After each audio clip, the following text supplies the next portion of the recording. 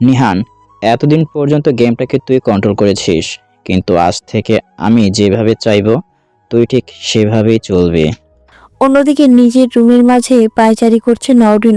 হয়তো কোনো গম্ভীর চিন্তায় মগ্ন আছে। হঠাৎই ওর ফোনের রিংটোনটা বেজে উঠল। ও ফোনের দিকে তাকিয়ে দেখে যে আবির কল করেছে। 7-5 কোনো কিছু না ভেবে কলটা রিসিভ করে ও বলতে আরম্ভ করলো। তোকে এতবার কল দিলাম, ধরলি না কেন?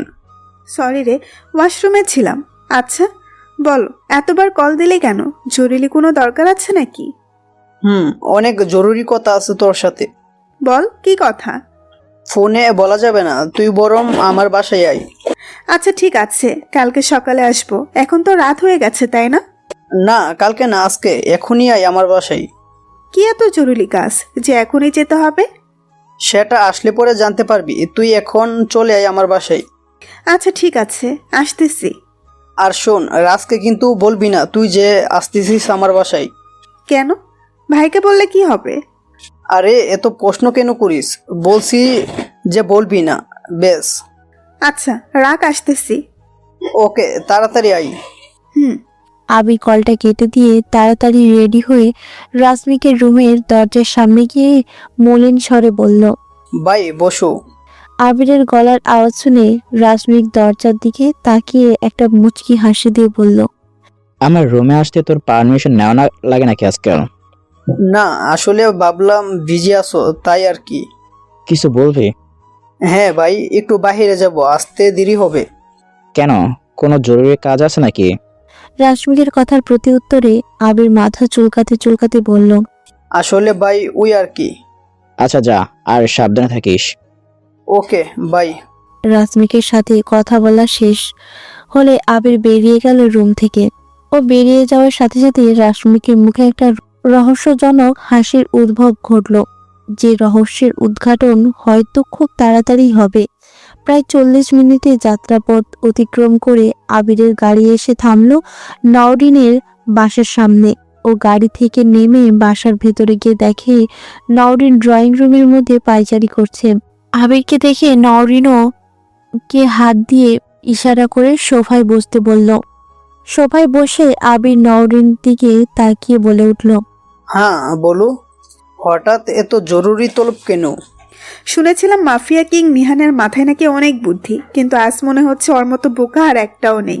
নওরিনের কথা শুনে আবির খানিকটা উত্তেজিত হয়ে বলল। মানে কি বলতে চাচ্ছিস তুই? আমি কি বলতে চাচ্ছি সেটা তুই খুব ভালো করেই জানিস। মানে?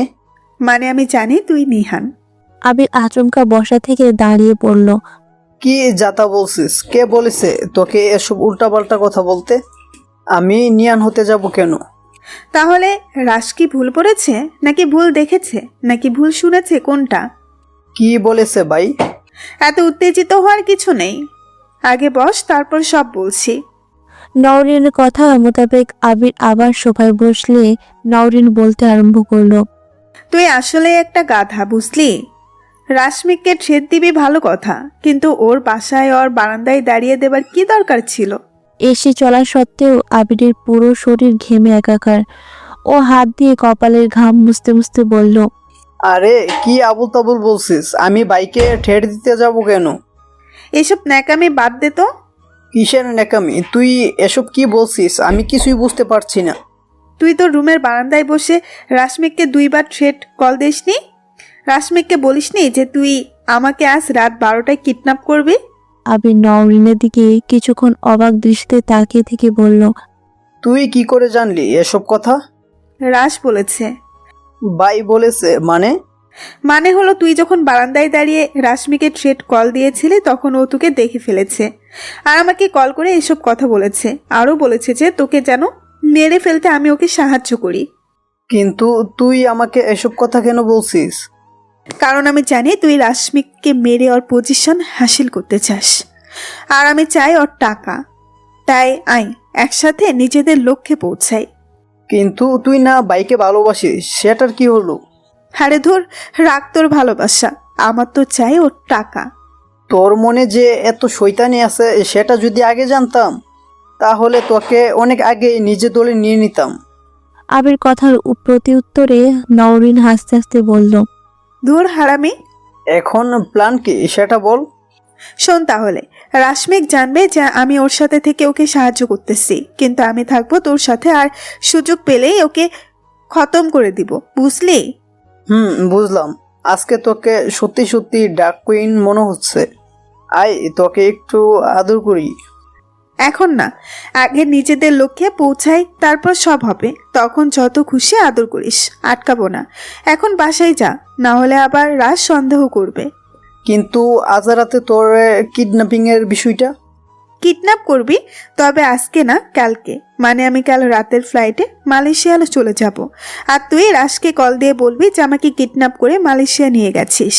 তারপর ও নিজেই তোদের নিয়ে মালয়েশিয়া চলে যাবে, আর বাকি কাজ মালয়েশিয়া গিয়েই হবে, বুঝলি? কিন্তু আমি তো ওকে বলেছি যে আজ রাতে তোকে কিডন্যাপ করব। হ্যাঁ ধর, বাদ দে তো। রাশ আজকে প্রিপারেশন নিয়ে রাখবে যে তুই আমাকে কিডন্যাপ করবি, কিন্তু আজকে যদি কিডন্যাপ না করিস তাহলে ও ভাববে আজকে যেহেতু হয় নাই তাই আর হবে না, আর সেই সুযোগটাই আমরা কাজে লাগাবো। এত বুদ্ধি কোথায় লাগছো? পকেটে রাখি। এখন যা, বের হও আমার বাসা থেকে। আচ্ছা, যাচ্ছি। আবির বেরিয়ে গেল নওরিনের বাসা থেকে। অন্যদিকে ওদের কথা শুনে কারো মুখে একটা মুচকি হাসির আভা ফুটে উঠল, আর এই হাসিটাই হয়তো তছনছ করে দিবে সবকিছু। এখন শুধু সময়ের অপেক্ষা। ঘড়িতে সময় রাত 10:12। আবিরের গাড়ি এসে থামলো রাশমিকের বাসার সামনে। ও গাড়ি থেকে নেমে বাসার ভিতর চলে গেল। ভেতরে যাবার সাথে সাথেই আবির, মাহিম এবং তাফসিরের ডাক পড়ল রাশমিকের রুমে। কি কারণে ডাক পড়েছে সেটা আবিরের অজানা নয়, কারণটাও বেশ ভালো করেই জানে। রাশমিকের রুমের ভেতর প্রবেশ করে মাহিম বলে, ভাই দেখেছো? জরুরি কাজ আছে। গ্যাংয়ের সবাইকে কল দিয়ে বল আমি ডেকেছি, আর সবাই যেন 1 ঘন্টার মধ্যে বেল টাওয়ারের রুফটপে চলে আসে। আচ্ছা আমি বলতেছি, কিন্তু কাজটা কি ভাই? এখন না, সবার সামনে বলবো। আচ্ছা ঠিক আছে। তোরা এখন যা, সবাই এলে আমাকে ডাক দিস। আবির, মাহিম এবং তাফসির রুম থেকে বেরিয়ে গেলে রাশমিক ওর ফোনটা হাতে নিয়ে কাকে যেন একটা কল করলো। কিছুক্ষণ রিং হবার পরে অপর প্রান্ত থেকে কেউ একজন কলটা রিসিভ করলে রাশমিক বলে, যেভাবে বলছি সবকিছু যেন সেভাবেই হয়। আচ্ছা। প্রায় 50 মিনিট পরে তাফসির রাশমিকের রুমে এসে বলে, ভাই সবাই এসে পড়েছে। আচ্ছা তুই যা, আমি আসতেছি। আর শোন, ঠিক রাত 12টায় তোর এবং মাহিমের ফোনে একটা মেসেজ আসবে, তবে সেই মেসেজটা যেন তোরা দুজন ছাড়া আর কেউ না দেখে, বুঝলি? তাফসির কৌতূহলের সাথে প্রশ্ন করলো, কিসের মেসেজ ভাই? সেটা সঠিক সময় আসলে জেনে যাবি। আর যেখানে যা যা লেখা থাকবে তোরা ঠিক তাই করবি, সেটা তোদের ইচ্ছার বিরুদ্ধে হলেও। আচ্ছা ঠিক আছে ভাই। তুই এখন যা, আমি আসতেছি। তাপসির রুম থেকে বেরিয়ে গেলে রাজমিক বিছানা থেকে নেমে তাড়াতাড়ি রেডি হয়ে নিল। পরনে ব্ল্যাক জ্যাকেট, স্পাইক করে চুল আর মুখে জোকারের মাস্ক। রেডি হয়ে রুম থেকে বেরিয়ে ও চলে গেল বেল টাওয়ারের রুফটপে। সেখানে গিয়ে দেখে ওর গ্যাংয়ের সবাই এক লাইন বেঁধে দাঁড়িয়ে আছে। রাজমিক ওদের সামনে গিয়ে দাঁড়িয়ে সব দিকে একবার ভালো করে নিজের চোখ বুলিয়ে নিল। হঠাৎ ও নিজের কোমর থেকে একটা গান বের করে ওখানে দাঁড়িয়ে থাকা লোকগুলোর মধ্যে একজনকে শ্যুট করে দিল এবং ধীরে ধীরে লোকটার নিথর দেহটা মাটিতে লুটিয়ে পড়ল। সবাই অবাক দৃষ্টিতে তাকিয়ে আছে মৃতদেহটার দিকে। কেউ কেউ তো একবার রাজমিকের দিকে তাকাচ্ছে, আবার আরেকবার ওই মৃতদেহটির দিকে তাকাচ্ছে। রাজমিক তখন হাততালি দিয়ে সকলের দৃষ্টি নিজের দিকে আকর্ষণ করে বলে, আগে অনেকবার বলেছি, আজকে আবারও বলছি, আমি কখনো বেমান বাঁচিয়ে রাখি না। তাই আমার সাথে বেমানি করার আগে একবার না 100 বার ভাববে, না হলে ব্যাঘরে প্রাণটা হারাবে। রাজমিকের কথা শেষ হলে মাহিম প্রশ্ন করে, কিন্তু ভাই ও কি করছে? ওর কাছে গিয়ে ওর ব্লেজারের প্রথম বাটনটা চেক কর, আর ওর জোকারের মাস্কটাও নিয়ে আয়। রাজমিকের কথা মতো মাহিম লোকটার কাছে গিয়ে ওর ব্লেজারের প্রথম বাটনটা চেক করে দেখে সেখানে ছোট্ট একটা ক্যামেরা লাগানো আছে। মাহিম বাটনটা ছিঁড়ে নিজের পকেটে ঢুকিয়ে নেয়। এবং লোকটা জোকারের মাস্কটা হাতে নিয়ে রাশমিকের কাছে ফিরে গিয়ে বলে, কিন্তু ভাই তুমি কি করে বুঝলে ওর ব্লেজারের বাটনে ক্যামেরা লাগানো আছে? রাশমিক সামান্য মুচকি হেসে উত্তর দিল, এত বছর ধরে আমার সাথে আছিস অথচ এখনো মানুষ চিনতে শিখলি না। বুঝলাম না ভাই। ওর জোকারের মাস্কটা দে। মাহিম জোকারের মাস্কটা রাশমিকের দিকে এগিয়ে দিয়ে বলে। এই নাও ভাই। মাহিমের হাত থেকে মাস্কটা নিয়ে রাশমিক বলতে আরম্ভ করলো, ওর জোকারের মাস্কে আমার সাইন বাম পাশে আছে, কিন্তু আমাদের গ্যাংয়ের জোকারের মাস্কে আমার সাইন আছে ডাইন পাশে। এবার কিছু বুঝলি? এটা তো আমি খেয়ালই করিনি। রাশমিক মাহিমের দিকে থেকে মুখ ফিরিয়ে নিয়ে সামনে দাঁড়ানো লোকগুলোকে উদ্দেশ্য করে বলতে শুরু করলো, আচ্ছা, এখন কাজের কথা আসা যাক। আজকে তোমাদের সবাইকে এখানে ডেকেছি তার কিছু কারণ আছে। আমি জানি যে তোমরা আমার জন্য প্রাণ দিতে পিছপা হবে না, এতটুকু বিশ্বাস আমার তোমাদের প্রতি আছে। তোমরা সকলেই হয়তো জানো যে আমার মা আত্মহত্যা করেননি, তাকে খুন করা হয়েছিল। আর তাকে খুন করেছিল mafia king gang leader Nihan. আমার এখন একটাই উদ্দেশ্য, নিহানকে খুঁজে বের করা আর ওকে ঠিক সেইভাবে খুন করা যেভাবে ও আমার মাকে খুন করেছিল। তোমরা হয়তো সকলে ড্রাগ কুইন গ্যাং লিডার নরিনকে চেনো। আজকে বিকেলের দিকে নিহান আমাকে কল দিয়েছিল, ওনাকে আজ রাত 12টায় নরিনকে কিডন্যাপ করবে। এখন তোমাদের মনে প্রশ্ন আসতে পারে যে তাহলে তোমাদের এখানে কেন ডাকলাম?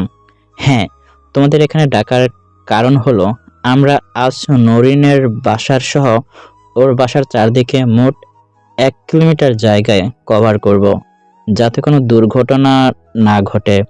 আশা করি এখন তোমাদের কাছে সবটা পরিষ্কার।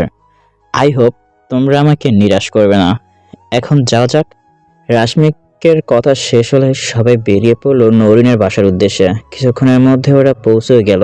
গাড়ি থেকে নেমে রাশমিক ভিতরে চলে গেল আর বাকিরা যে যার পজিশন নিয়ে নিল। রাশমিক ভিতরে গিয়ে দেখলো নরিন পায়চারি করছে ড্রয়িং রুমে। রাশমিককে দেখেই নরিন ওর দিকে এগিয়ে গিয়ে বলল, এতক্ষণে তোমার আসার সময় হলো? আমি তো টেনশনে শেষ হয়ে যাচ্ছি। এত টেনশনের কি আছে, সবকিছু ঠিকঠাক মতোই হবে, এত চিন্তা করো না। যদি একটু ভুল হয়ে যায় তাহলেই তো সব শেষ। রাশমিক একটা মুচকি হাসি দিয়ে বলে। আরে কিছু হবে না, চিল বেবি। নরিন খানিকটা রেগে গিয়ে উত্তর দিল, তোরে বলছি না আমার সামনে এভাবে হাসবি না? একটা ঘুষি দিয়ে সবগুলো দাঁত ফালাই দিমু। আচ্ছা ম্যাডাম, আই ইউর ট্রাই। তোর ট্রায়ের গুষ্টি কিলাই। আর একদিন যদি তোরা এভাবে হাসতে দেখি তাহলে সেদিন বুঝবি এই নরিন কি জিনিস। রাশমিক বিড়বিড় করে বলে, কুটনি বুড়ি একটা। ওই কি বললি তুই? কই কিছু বলিনি তো। শোন, এরপর থেকে তুই আর আমার সামনে একদম হাসবি না। বিয়ের পর তোকে আগেই হাসতে শিখাবো, তারপর যত খুশি হাসিস। আচ্ছা সেটা পরে দেখা যাবে, এখন যাও 2 কাপ কফি বানিয়ে নিয়ে আসো, কফি খাবো আর আড্ডা দিব। আমি আছি আমার জ্বালায়, আর উনি আছে কফি নিয়ে। আমার উপর ভরসা রাখো, সব ঠিকঠাক মতোই হবে। হুম। এখন যাও 2 কাপ কফি বানিয়ে নিয়ে আসো। আর আমিও তো দেখি বিয়ের পরে কেমন কফি আমার কপালে জুটবে। রাশমিকের কথা শেষ হতে না হতেই নরিন ওর কলার চেপে ধরে বলল, যেমন ভাবে বানাবো তেমন ভাবেই খাবি। মুখ দিয়ে যদি একটু টু শব্দ বের করিস তাহলে একদম মেরে ফেলবো বলে দিলাম। আচ্ছা ঠিক আছে। মনে থাকে জানো। হুম। নরিন চলে গেল কফি বানাতে আর রাশমিক গিয়ে ড্রয়িং রুমের সোফায় উপরে বসলো। কিছুক্ষণ পর নরিন 2 কাপ কফি বানিয়ে নিয়ে 1 কাপ রাশমিকের দিকে এগিয়ে দিল আর 1 কাপ নিজের হাতে রেখে সোফায় রাশমিকের পাশে বসলো। রাশমিক কফির কাপে একটা চুমুক দিয়ে বলল, লাগতো, এটা কি কফি বলে? ওই তুই কি বললি?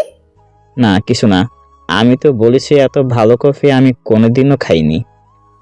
গুড। নরিনের কথা শেষ হতে না হতেই সেখানে মাহিম এসে উপস্থিত হলো এবং বলল, ভাই 12টা বাজতে তো আর 2 মিনিট বাকি আছে। মনে হয় না আজ আর কিছু হবে, হলে এতক্ষণ হয়ে যেত।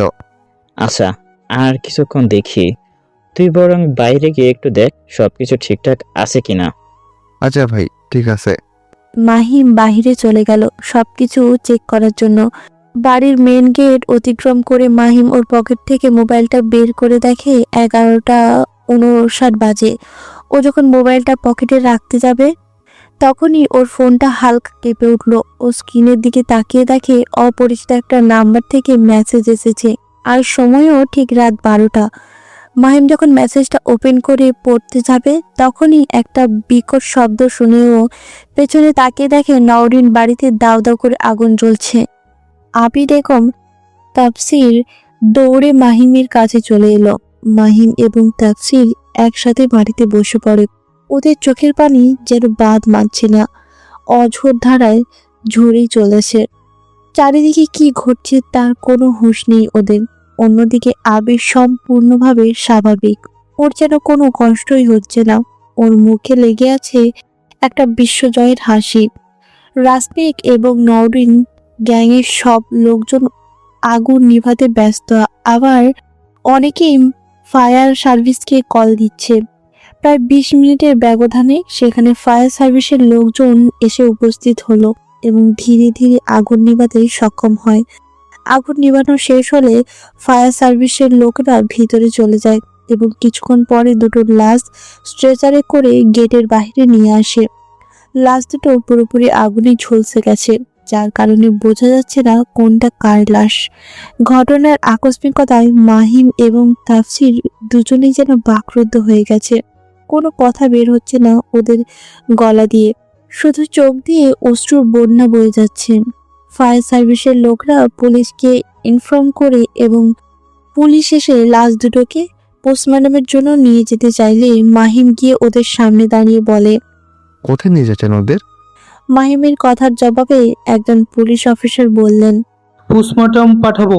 মাহিম চোখের পানি ছেড়ে দিয়ে বলে, দরকার নেই আমাদের পোস্টমর্টমের, এমনিতেই তো মানুষ দুটো পুরে ঝলসে গেছে। এখন আবার কাটাকুটি না করলে আপনাদের চলছে না। আর আপনাদের যে লাশ দুটো নিয়ে যাচ্ছেন, কারো পারমিশন নিয়েছেন? পুলিশ অফিসারের মাথা নিচু করে বললেন। না মানে আসলে পুলিশ অফিসারের কথা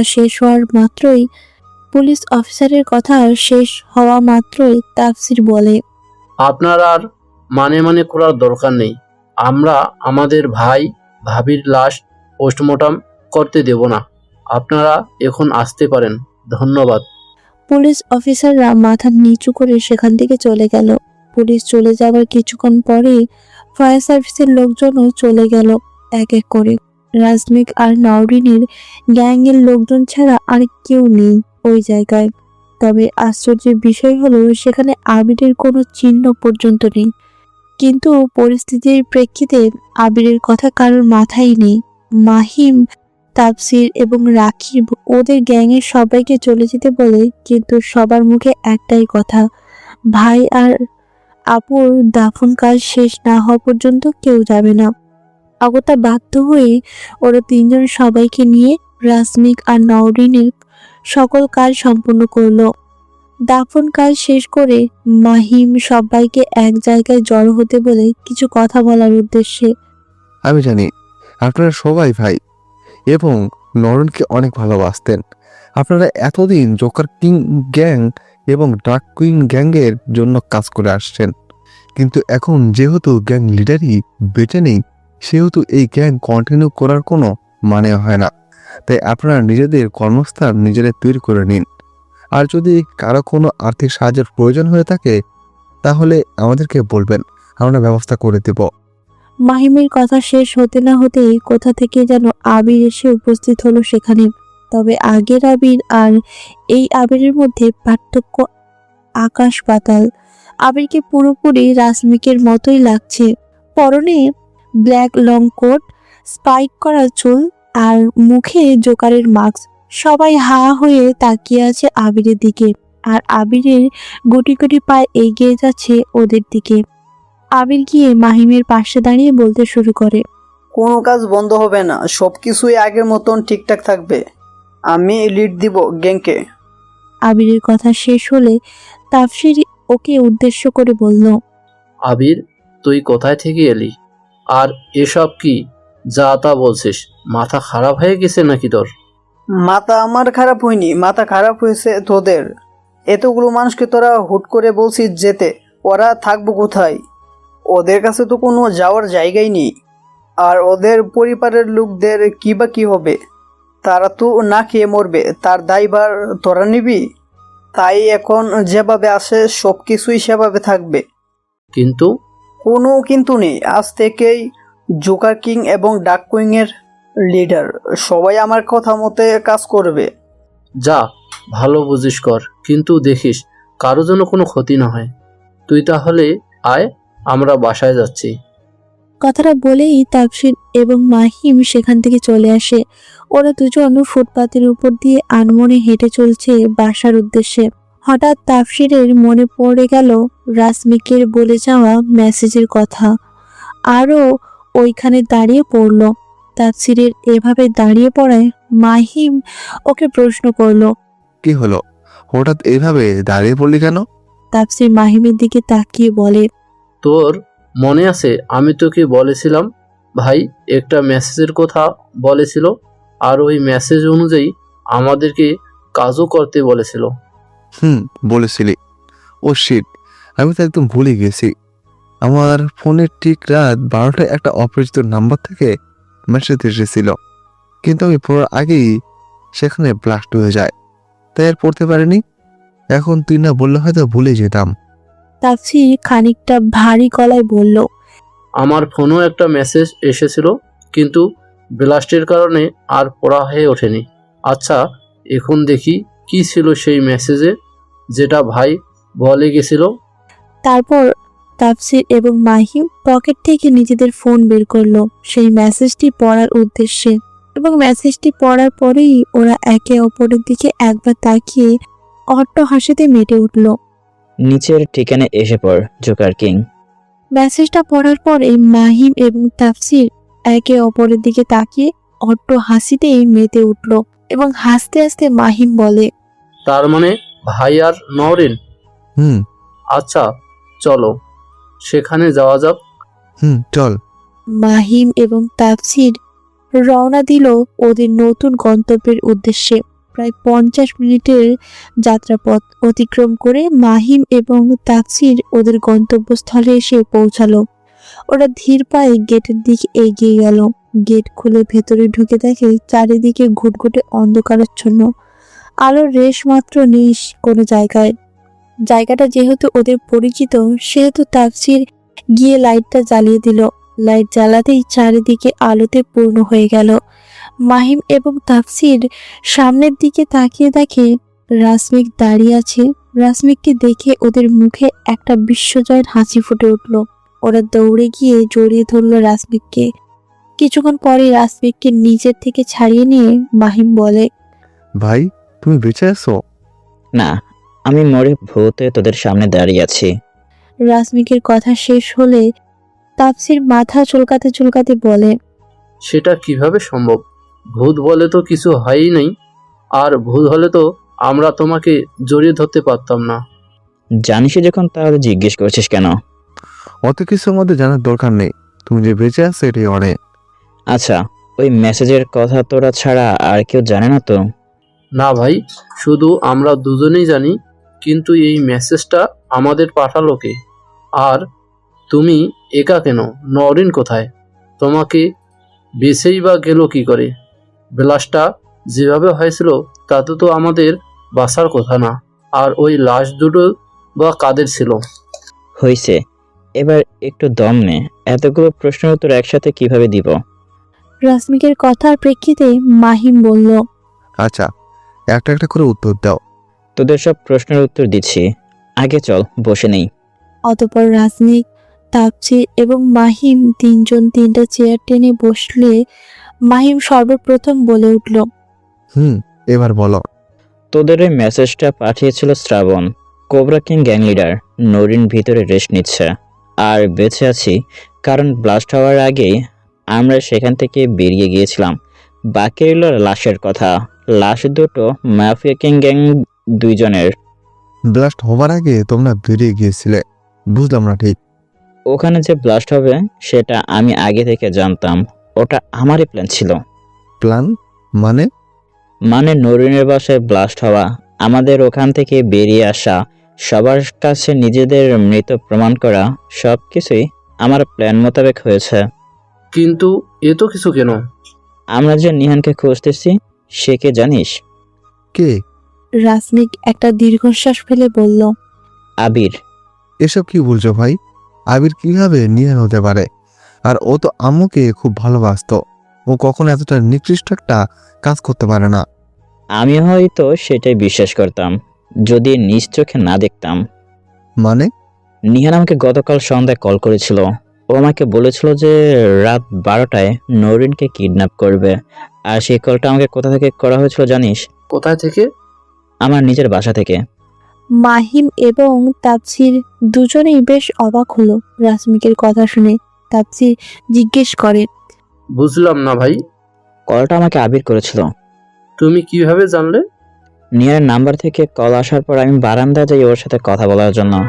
আর তখন তোদের রুমের বারান্দায় দাঁড়িয়ে আবির ফোনে কথা বলতেছিল। আবিরকে দেখে আমি যখন রুমে আসার জন্য পা বাড়ালাম, ঠিক তখনই আমার পা দুটো থমকে গেল আবিরের কথা শুনে। কারণ নিহান আমাকে ফোনে যা যা বলছিল আবিরও ঠিক তাই তাই বলছিল। এরপর আমি নরিনকে কল দিয়ে সব কথা বললাম আর ওর সাথে একটা প্ল্যান বানালাম। ওকে বললাম যাতে ও আবিরকে কল দিয়ে ওর বাসায় নিয়ে যায় আর ওর সাথে হাত মিলিয়ে আমাকে নিহানের সব খবরাখবর এনে দিবে, যাতে আমি ওকে খুব সহজেই পরপারে পাঠাতে পারি। ও নরিনও ঠিক সেটাই করেছিল, যেমনটা আমি ওকে করতে বলেছিলাম। কিন্তু পরে আবার ভাবলাম আবিরের মতো একটা বেঈমানকে এত সহজে মেরে ফেলাটা ঠিক হবে না। তাই প্ল্যানে একটু পরিবর্তন আনলাম, যাতে আবির ভাবে আমি মরে গেছি। এখন থেকে আবির ঠিক সেভাবেই চলবে যেভাবে আমি ওকে চালাবো। আর আমাকে সাহায্য করবি তোরা, নাকি তোরাও আবিরের মতো বেইমানি করবি? রাসমিকের কথার প্রতি উত্তরে মাহিম বলে, ভাই, সে ছোটবেলায় আম্মু রাস্তা থেকে তুলে এনে খাবার তুলে দিয়েছিল আমাদের মুখে। আর সেই মায়ের হত্যাকারীকে কীভাবে ছেড়ে দেব বলো? যে কখনো রাস্তার ছেড়ে বলে আমাদের অবজ্ঞা করেনি, সবসময় নিজের বড় ভাইয়ের মতো আমাদের সামনে ঢাল হয়ে থেকেছে, সে ভাইয়ের সাথে কি বেইমানি করব বলো? তোমার জন্য নিজের জীবন দিতেও একবারও ভাববো না। এখন বলো আমাদেরকে কি করতে হবে? আচ্ছা শোন, বুঝলি? ভাই। এখন তোরা বাসায় যা, না হলে আবির আবার তোদের সন্দেহ করবে। আচ্ছা, তুমি সাবধানে থেকো, নরেনের খেয়াল রেখো। হুম। মাহিম এবং তাপসির ওখান থেকে বেরিয়ে গেলে রাসমিক চলে এলো অন্য এক রুমে, যেখানে চেয়ারের সাথে রক্তাক্ত অবস্থায় বাঁধা ছিল দুটো মানুষ, যার মধ্যে একজন ছেলে আর অপরজন মেয়ে। রাসমিক ধীর পায়ে ওদের সামনে গিয়ে বলে, আমি তো ভাবছিলাম তোর ভাইয়েরা তোর মতে চালাক প্রকৃতির হবে, কিন্তু না, আমি ভুলছিলাম। তোর ভাইয়েরা তো খুব বোকা। দেখ কত সহজে আমাকে বিশ্বাস করে নিল। এখন আমি কিভাবে যে বলবো তোর ভাইরা ঠিক সেভাবেই চলবে। চেয়ারে বাঁধা ছেলেটি রাসমিকের দিকে তাকিয়ে বলে, কেন করছিস এসব? কে তুই? আর কি তোর উদ্দেশ্য? রাসমিক ছেলেটার পাশে চেয়ারে বাঁধা মেয়েটির গালে একটা আঙুল স্লাইড করতে করতে বলে, বাহ, এত মার খাওয়ার পরেও বান্দা এখনো কথা বলছে। আমি কে সেটা না হয় যেদিন তোকে মারবো সেদিনই বলবো। আগে এক এক করে তোর কাছে তোর ভালোবাসার মানুষদের মেরে নেই। আমার ভাইয়েরা চালাক নাকি বোকা সেটা না হয় সময় হলেই বুঝতে পারবি। তবে আমার লাইফে ইন্টারফেয়ার করে নিজের মৃত্যুর ঘন্টা বাজানো তোর উচিত হয়নি। এখন শুধু সময়ের অপেক্ষা। তোর এই একটাই প্রবলেম জানিস, তুই যেখানে থাকিস বা যে পরিস্থিতি থাকিস না কেন, তোর এই ডায়লগ মারার অভ্যাসটা আর গেল না। তবে না যাওয়াটাই বেটার, কারণ তুই ভালো বিনোদন দিতে পারিস। আচ্ছা তোরা থাক তাহলে, আমার আবার একটু কাজ আছে। গুড বাই জোগাড়। একটা পৈশাচিক হাসি দিয়ে রাসমিক সেখান থেকে বেরিয়ে গেল। অন্যদিকে মাহিম এবং তাপসির মাত্র বাসায় এসে পৌঁছলো। ভেতরে ঢুকে ওরা দেখে আবির ডাইনিং টেবিলে বসে বিরিয়ানি খাচ্ছে। মাহিম ডাইনিং টেবিলের দিকে এগোতে এগোতে বলে, কিরে খচ্চর, একা একা খাইতেছিস কেন? আমাদের একটু দে। তোরা খাবি? না আজব, খাবো না কেন? আমি তো ভাবছিলাম ভাইয়ের অকাল মৃত্যুতে তোরা এতটাই শোকাহত যে নাওয়া খাওয়া সব ভুলে যাবি, কিন্তু তোরা তো দেখি বিরিয়ানিও খাইতে চাস। দূর বেটা, ফালতু পেঁচাল পারিস না তো। ও মরছে তাতে আমরা নোয়া খাওয়া ছাড়বো কেন? তোদের কলেজের ভাই মরছে তো, তাই বললাম আর কি। ভালো বলছিস। সবসময় শুধু অর্ডার দিয়ে গেল কেন? ওর বাপের কিনা গোলাম নাকি আমরা? আমাদের ইচ্ছা অনিচ্ছা কিছু বলতেই নেই। মারা গেছে ভালোই হয়েছে, অথচ একটু শান্তিতে বাঁচতে তো পারমু। কিরে ভাই, হঠাৎ তোর মুখে এত কথা ফুটলো কিভাবে? যে মাহিম সবসময় শুধু জি ভাই, হ্যাঁ ভাই, ওকে ভাই, ঠিক আছে ভাই করতো, আর আর সে এত কিছু বলছে। আমি তো পুলকিত। তাসফির, তুই পুলকিত হোস নাই? মাহিমের কথার সাথে তাল মিলিয়ে হাসতে হাসতে তাপসির বলে, তুই তো শুধু পুলকিত হইলি, আর আমি শিহরিত, বিমুখিত, উচ্ছ্বসিত সব হয়েছি। ওদের কথা শুনে মাহিম খানিকটা রেগে গিয়ে বলল, তোরা কি এখন নাটক করবি নাকি খাবি? আমার কিন্তু ভীষণ ক্ষুধা পেয়েছে। আচ্ছা বসো, অনেক আছে, যত মন চাই ততই খেতে থাকো। আর তোর সাথে আমাদের কিছু জরুরি কথা আছে। বল কি কথা? ভাই মরছে বললে যে সব তুই একা ভোগ করবি সেটা হবে না। সবকিছুকে সমান 3 ভাগে ভাগ করা হবে, মানে 33-33-33। এই হলো 99%, আর বাকি 1% প্রতি সপ্তাহে একদিন মধুমাস্তি করার জন্য। মাহিমের কথা আবিরের মুখে একটা মুচকি হাসি ফুটলো। ও মনে মনে বলে, বাহ, এতদিন কঠোর পরিশ্রমের পরে সব কিছু পেলাম, আর তার থেকে নাকি ওনাদেরকে ভাগ দিতে হবে। এতটা ভালো নই আমি। সময় হলে তোদেরকে মেরে ফেলাও আমি একবার ভাববো না। যাই হোক, এখন রাজি হই, পরবর্তীতে সময় মতে ওদেরকে পরবারে পাঠিয়ে দেওয়া যাবে। কি হলো, কোথায় হারালি? না কিছু না। আচ্ছা, সব কিছু পরে 3 ভাগে ভাগ করা হবে। আচ্ছা, ড্রাগসের বিজনেস শুরু করলে কেমন হয়? টাকাও আসবে আর মজাও হবে। বুদ্ধিটা খারাপ না, কিন্তু ডিলার কোথায় পাবো? আমরা তো এই লাইনের কাউকে চিনি না। আমার কাছে ডিলার আছে। ওকে, তাহলে তুই ওদের সাথে কথা বলে আমাকে জানা। হুম। অতঃপর খাওয়া দাওয়া শেষ হলে আবির গেল রাজমিকের রুমে, আর মাহিম এবং তাপসির চলে গেল অন্য রুমে। রুমে গিয়ে তাপসির ওর ফোনটা বের করে রাজমিকের নাম্বারে একটা কল দিল। কিছুক্ষণ রিং হবার পরে অপর প্রান্ত থেকে কলটা রিসিভ হলে ও বলে, হ্যালো ভাই। তাসফির বল। ভাই আমি তাপসির, তাসফির না।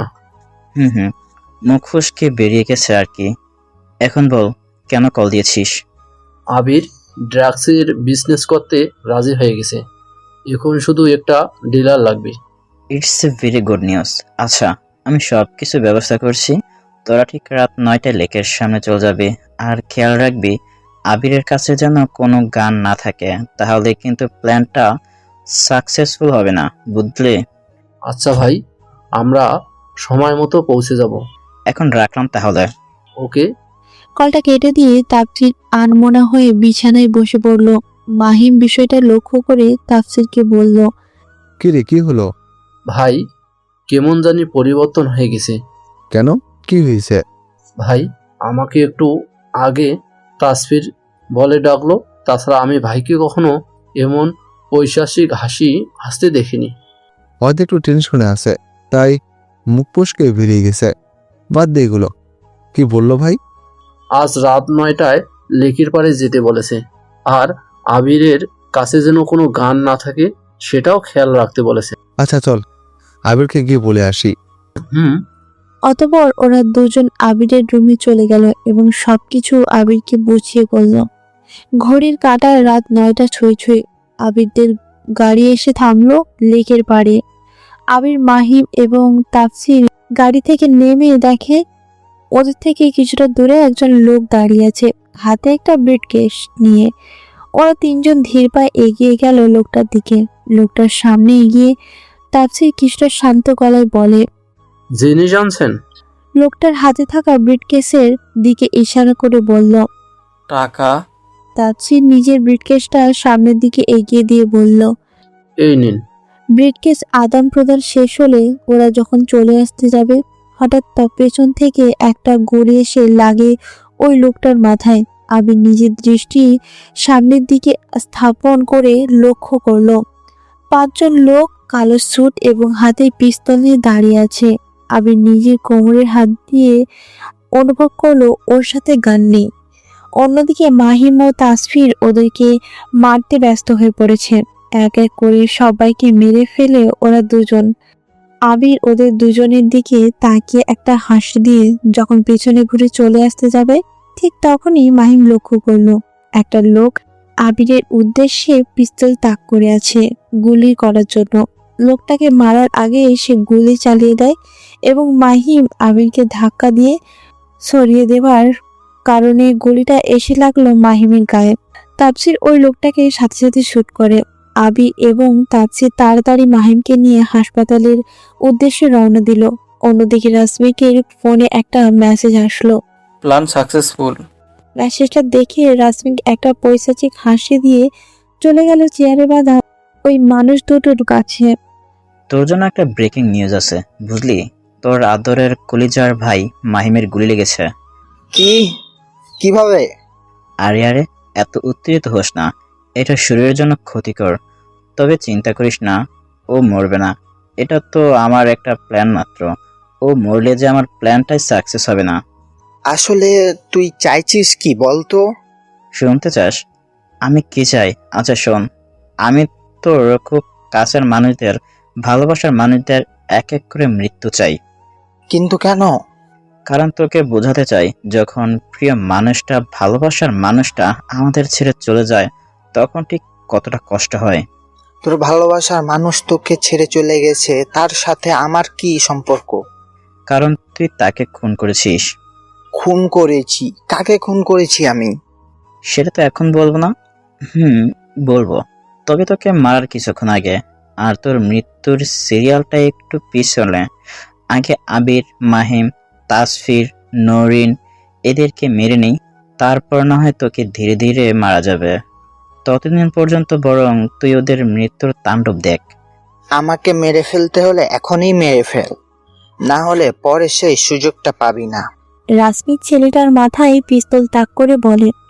ভাই, তোর এসব ডায়লগবাজি বন্ধ করবি প্লিজ? এগুলো শুনলে আমার মাথায় রক্ত উঠে যায়, আর মন চায় এক্ষুনি বন্দুকের 6-6টা গুলি তোর মগজের ভিতরে ঢুকিয়ে দেই। মেরে ফেল আমাকে, কারণ আমি বেঁচে থাকলে হয়তো তুই আর বেঁচে থাকবি না।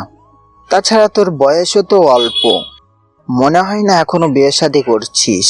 এত অল্প বয়সে মরে গেলে কি লাভ বল? তার চেয়ে বরং আমাকে মেরে ফেল, তারপর একটা ভালো মেয়ে বিয়ে করে নে, তার সাথে একটু ভালোভাবে বাঁচার চেষ্টা কর। আর আমি যদি বেঁচে থাকি তাহলে বিয়ে তো দূরের কথা, নিজের হবু বউয়ের মুখটাও দেখতে পাবি না। তাই এখনো সময় আছে, আমাকে মেরে ফেল। চেয়ারে বাঁধা ছেলেটার কথা শুনে রাসমিক ওর হাতে থাকা পিস্তল দিয়ে সজোরে একটা আঘাত করলো ওই ছেলেটার মুখে। সাথে সাথে ছেলেটার নাক ফেটে রক্ত গড়িয়ে পড়তে থাকে। রক্ত দেখে ছেলেটার মুখে একটা মুচকি হাসির রেখা দেখা দিল। রাসমিক বলল, আমাকে মারতে হলে তো আগে এখান থেকে বেরোতে হবে, পারবি তো সেটা?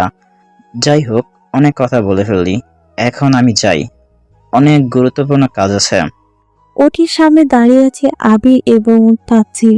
2 ঘন্টা হলো মাহিমকে ওটির ভেতরে নিয়ে হয়েছে, কিন্তু ডাক্তার এখনো বেরোচ্ছে না। তাসফিরের অবস্থা পাগল প্রায়, ওর চোখ দিয়ে অনবরত পানি গড়িয়ে পড়ছে। আবির ওকে সান্ত্বনা দেওয়ার চেষ্টা করছে, কিন্তু কিছুতেই কিছু হচ্ছে না। কিছুক্ষণ পর ডাক্তারকে ওটি থেকে বেরোতে দেখে তাপসির তড়িঘড়ি করে তার কাছে গিয়ে অশ্রুমাখা কণ্ঠে বলে, ডক্টর, আমার ভাইয়ের কি অবস্থা? ও এখন কেমন আছে? চিন্তার কোনো কারণ নেই, শি ইজ ওকে নাও।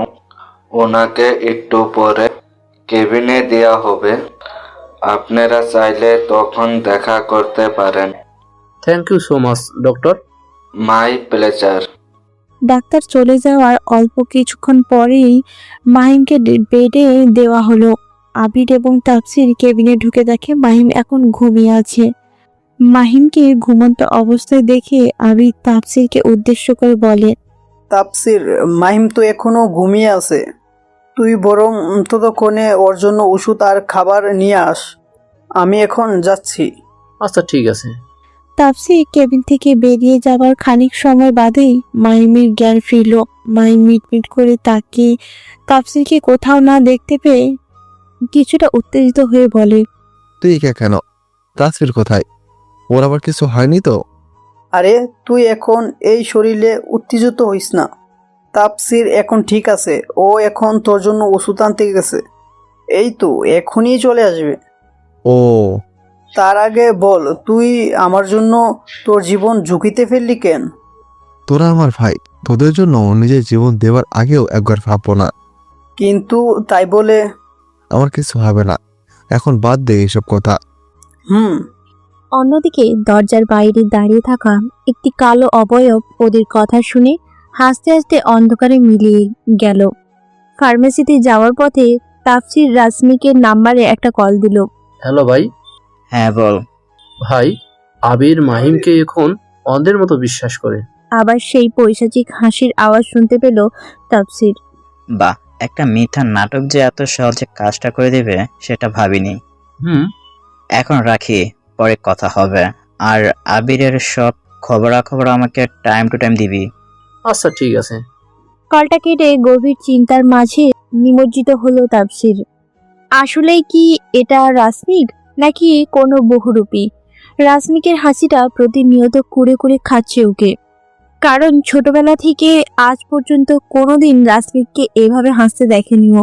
তাছাড়া আজ বিকেলের কথাই বা কি করে ভুলে যাবে? রাসমিকে তো কোনো দিন ওর নাম ভুল করার কথা না। না, আর ভাবতে পারছে না ও। সবকিছু কেমন যেন গুলিয়ে যাচ্ছে। হঠাৎ ফোনের রিংটনটা বেজে উঠলে ও স্ক্রিনের দিকে তাকিয়ে দেখে নাম্বারটা আবিরের। সকল ভাবনার অবসান ঘটিয়ে ও কলটা রিসিভ করলো। হ্যাঁ আবির, বল। কই তুই কখন গেলি, অথচ এখনো আসতেছিস না? এই তো খাবার কিনতেছিলাম, আসতেছি এক্ষুনি। কলটা কেটে কিছু ঔষধ আর খাবার কিনে নিয়ে কেবিনের দিকে পা বাড়ালো তাপসির। খাওয়া দাওয়া শেষে ডাক্তার এসে একবার মাহিমকে দেখিয়ে গিয়েছিলেন। কালকেই ডিসচার্জ করে দেওয়া হবে। রাতে কেবিনেই ঘুমিয়ে পড়লো ওরা তিনজন। কেউ আর বাসায় যায়নি। পরের দিন হাসপাতালের সকল ফর্মালিটি শেষ করে আবির এবং তাপসির মাহিমকে নিয়ে বাসায় চলে আসে। দেখতে দেখতে কেটে গেল কয়েকটা দিন। মাহিম এখন মোটামুটি সুস্থ, তবে ওর সুস্থতার পেছনে আবিরের অনেকটা অবদান রয়েছে। এই কয়েকদিন মাহিম এটা বুঝে গেছে আবির এখনো ওকে অন্ধের মতো বিশ্বাস করে, আর রাসমিক তো এই সুযোগটাই কাজে লাগাতে বলেছিল। অন্যদিকে তাপসির রাসমিকের রহস্য উদ্ঘাটনে ব্যস্ত। বলতে গেলে ও এখন প্রায় সময় বাসার বাহিরেই থাকে। রাসমিকের বিষয়টি অবশ্য মাহিমকে একবার বলেছিল, কিন্তু মাহিম ওর কথায় অতটা গুরুত্ব দেয়নি। মাহিমের শরীর অসুস্থ থাকায় ও আর এই বিষয় নিয়ে কোনো তর্কে লিপ্ত হয়নি। মজার বিষয় হলো মাত্র কয়েকটা দিনের ব্যবধানেই তাপসি এটা জেনে গেছে এখন যে রাসমিককে ওরা দেখেছে সে আসলে রাসমিক না, একজন বহুরূপী। তবে ওই লোকটাকে নিয়ে তাপসিরের মনে বেশ কিছু প্রশ্নের উদয় হয়েছে। লোকটা কি তার পরিচয়? সে কেনই বা এসব করেছে? কি তার উদ্দেশ্য? আসল রাশমিক আর নওরিন বা কোথায়? সবকিছু কেমন কুয়াশার মতো এসে জড়ো হয়েছে তাফসিরের মনে। যেখানে হাত দেয় সেটাই হাওয়ায় মিলিয়ে যায়। রহস্যের পিছু নিতে নিতে তাফসির এখন ঢাকা এসে পৌঁছেছে, কিন্তু ঢাকায় নিজেদের বাসায় না গিয়ে একটা হোটেলের রুম ভাড়া করেছে থাকার জন্য। বাসায় যাওয়াটাও কেন যেন ওর কাছে ঠিক মনে হয়নি। হোটেল রুমের মধ্যে পায়চারি করছে আর নিজের চোখ বন্ধ করে এই কয়েকদিন ঘটে যাওয়ার সকল বিষয় এক এক করে কল্পনায় আনছে। আচ্ছা, আমি তো কিছু না ভেবে যদি সবকিছু শুরু থেকে চিন্তা করি তাহলে হয়তো কোনো আস্থা বের হতে পারে।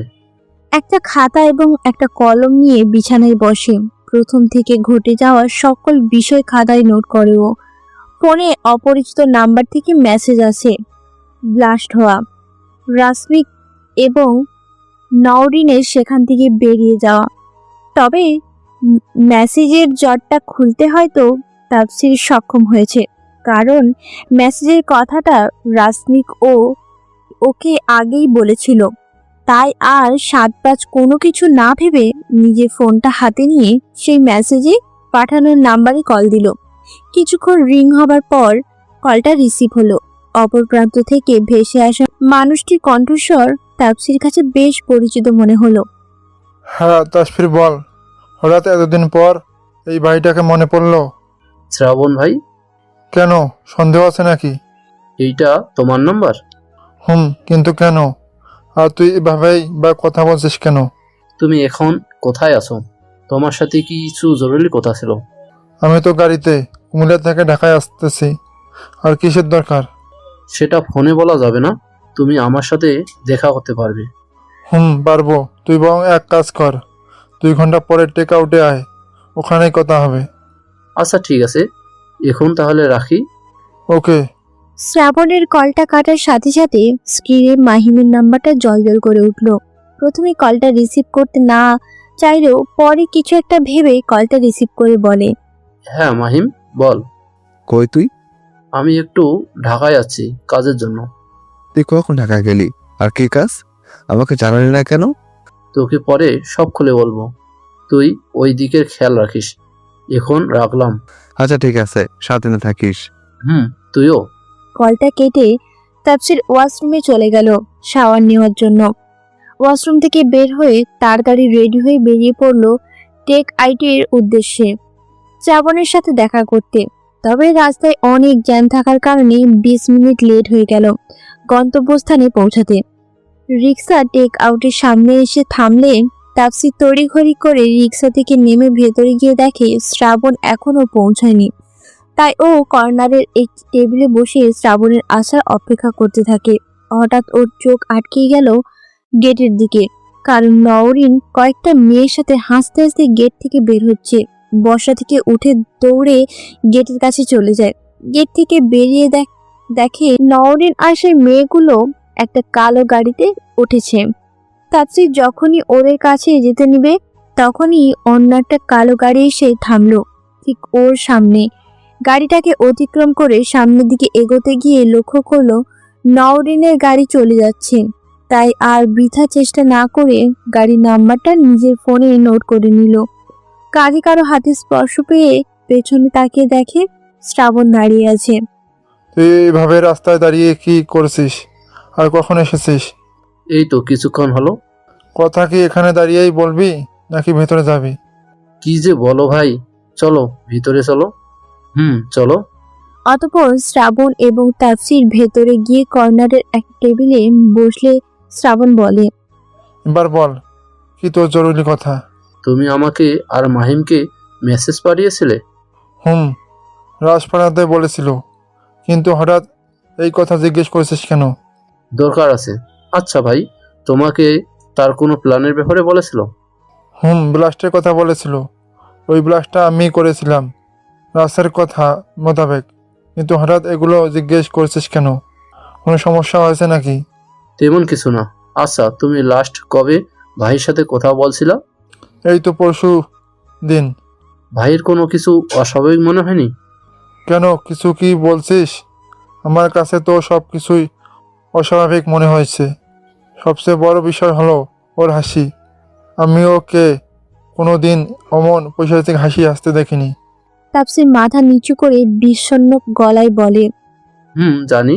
এটা আসল রাশমিক না, একজন বহুরূপী। ভাইকে আটকে রেখে ভাইয়ের জায়গায় নিজেকে বসিয়েছে। কিন্তু প্রশ্ন হলো, কে ও? আর কেনই বা এসব করছে? ওর উদ্দেশ্যটাই কি? এই প্রশ্ন তিনটার উত্তর খুঁজতে খুঁজতে আজ আমি এখানে। জানি না এই প্রশ্নগুলোর উত্তর কোথায় পাবো। এটা কিভাবে সম্ভব? রাশমিককে কিডন্যাপ করা তো কোয়াইট ইম্পসিবল। জানি না কিভাবে করেছে, তবে যেভাবেই করুক আর যেখানেই রাখুক, খুঁজে তো বের করবই। আমি থাকবো তোর সাথে। না, কাজটা আমি একাই শেষ করতে চাই। কোনো দরকার হলে তোমাকে জানাবো। কিন্তু তুই একা কিভাবে করবি? আমি থাকি তোর সাথে। আচ্ছা ঠিক আছে, তবে যে কোনো প্রয়োজনে প্রথম কলটা যেন আমি পাই। আচ্ছা, এখন চলো যাওয়া যাক। চল।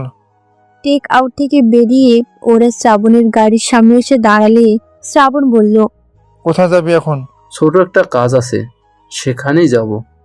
আচ্ছা গাড়িতে ওঠ, আমি তোকে নামিয়ে দিচ্ছি।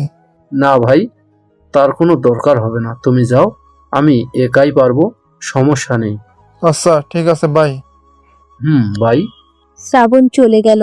তাপসি নিজের পকেট থেকে ফোনটা বের করে নোটকৃত গাড়ির নাম্বারটা মেসেজকে কাউকে পাঠিয়ে ওই নাম্বারে কল দিল। হ্যালো। হ্যাঁ ভাই বলো। মেসেজ চেক কর। যে গাড়ির নাম্বারটা পাঠাইছিস তার এইচ অ্যান্ড এভরি ডিটেলস আমার চাই। গাড়ির মালিককে, কি করে, কোথায় থাকে, পরিবারে কি কি আছে, সব বুঝলি? আচ্ছা, আমি 1 ঘন্টা মাঝে তোমাকে সবকিছু জানাচ্ছি। ওকে।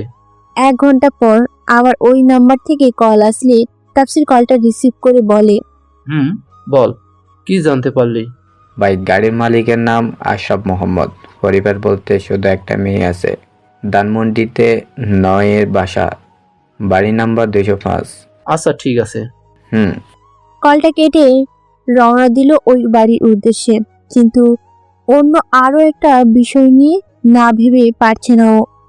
আমি যতদূর জানি নরিন তো এতিম, পরিবারে কেউ নেই। তাহলে হঠাৎ বাবা আসলো কোথায় থেকে? ঢাকাতেই বা কি করে এলো? ওর তো সিলেটে থাকার কথা। না, আর ভাবতে পারছে না। সবকিছু কেমন গোলক ধাঁধার মতো মনে হচ্ছে। টেক আউট থেকে ওই বাসার দূরত্ব বেশি না, হেঁটে গেলে সর্বোচ্চ 5 মিনিটের রাস্তা। হাঁটতে হাঁটতে কখন বাসার সামনে চলে এসেছে সেদিকে ওর কোনো খেয়াল নেই। কিন্তু গেটে তালা ঝোলানো। পাশে দারোয়ান দাঁড়িয়ে থাকতে দেখে তার কাছে গিয়ে বলল, চাচা, গেটে তালা ঝুলানো কেন? ওনারা তো বেরিয়ে গেছেন বাবা, কাল বিকাল নাগাদ এসে পড়বে। ও। বিষণ্ণ মন নিয়ে গুটি গুটি পায়ে ফুটপাত দিয়ে এগিয়ে চলেছে সামনের দিকে। ওর মনে হচ্ছে কে যেন ওকে ফলো করছে, কিন্তু পেছনের দিকে দৃষ্টি ফেরাতেই দেখে কেউ নেই। কিছুটা দূরে গাছের আড়ালে দাঁড়িয়ে থাকা কোনো একজন হাসতে হাসতে বলে উঠল, আমাকে খুঁজে লাভ নেই তাপসির, তুই বরং রাশমিককে খুঁজে বের কর। ওকে আমার চাই, and any cost. He is mine, he is only mine. আমাদের মাঝে কাউকে আসতে দেব না, এমনকি নরিনকেও না। তাপসির হোটেলে এসে পড়েছে। রুমে ঢুকে ফ্রেশ হয়ে বিছানায় গা এলিয়ে দিল। মাথায় শুধু ফলো করার বিষয়টাই ঘুরপাক খাচ্ছে। বেরিয়েছিল রাশমিককে খুঁজতে, কিন্তু এখন তো সব মিলেমিশে একাকার। কোনটা রেখে কোনটার রহস্য উদ্ঘাটন করবে সবকিছু যেন মাথার উপর দিয়ে পেরিয়ে যাচ্ছে। আজকের মতো ভাবাভাবির পর্ব বাদ দিয়ে ঘুমের জগতে পা বাড়ালো। পরের দিন বিকালে হোটেল থেকে বের হয়ে একটা রিক্সা ঠিক করে যাত্রা শুরু করে। গন্তব্য নওরিনের বাড়ি। সেখানে পৌঁছে রিক্সা থেকে নেমে ভাড়া মিটিয়ে রিক্সাওয়ালাকে বিদায় করে দিল। গেটের সামনে দাঁড়িয়ে ভেতরের চারিদিকে একবার চোখ বোলাতে গিয়ে নজর পড়ল গার্ডেনে কফি মগ হাতে বসে থাকা নওরিনের উপর। দারোয়ানের কাছে বলে ভেতরে প্রবেশ করে ধীর পায়ে এগিয়ে গেল নওরিনের দিকে। কাছাকাছি যেতেই নওরিন বসা থেকে দাঁড়িয়ে বলে, কে আপনি? ঠিক চিনলাম না তো। আমি কি মানে? নরিন, তুই এসব কি বলছিস? আর এখানেই বা কি করছিস? কি সব যাতা বলছেন? আমি নরিন হতে যাব কেন? আমার নাম তো রাত্রি। তুই আমার সাথে মজা করছিস তাই না? আজব তো, মজা করব কেন? আচ্ছা, আপনার কোনো জমজ বোন আছে?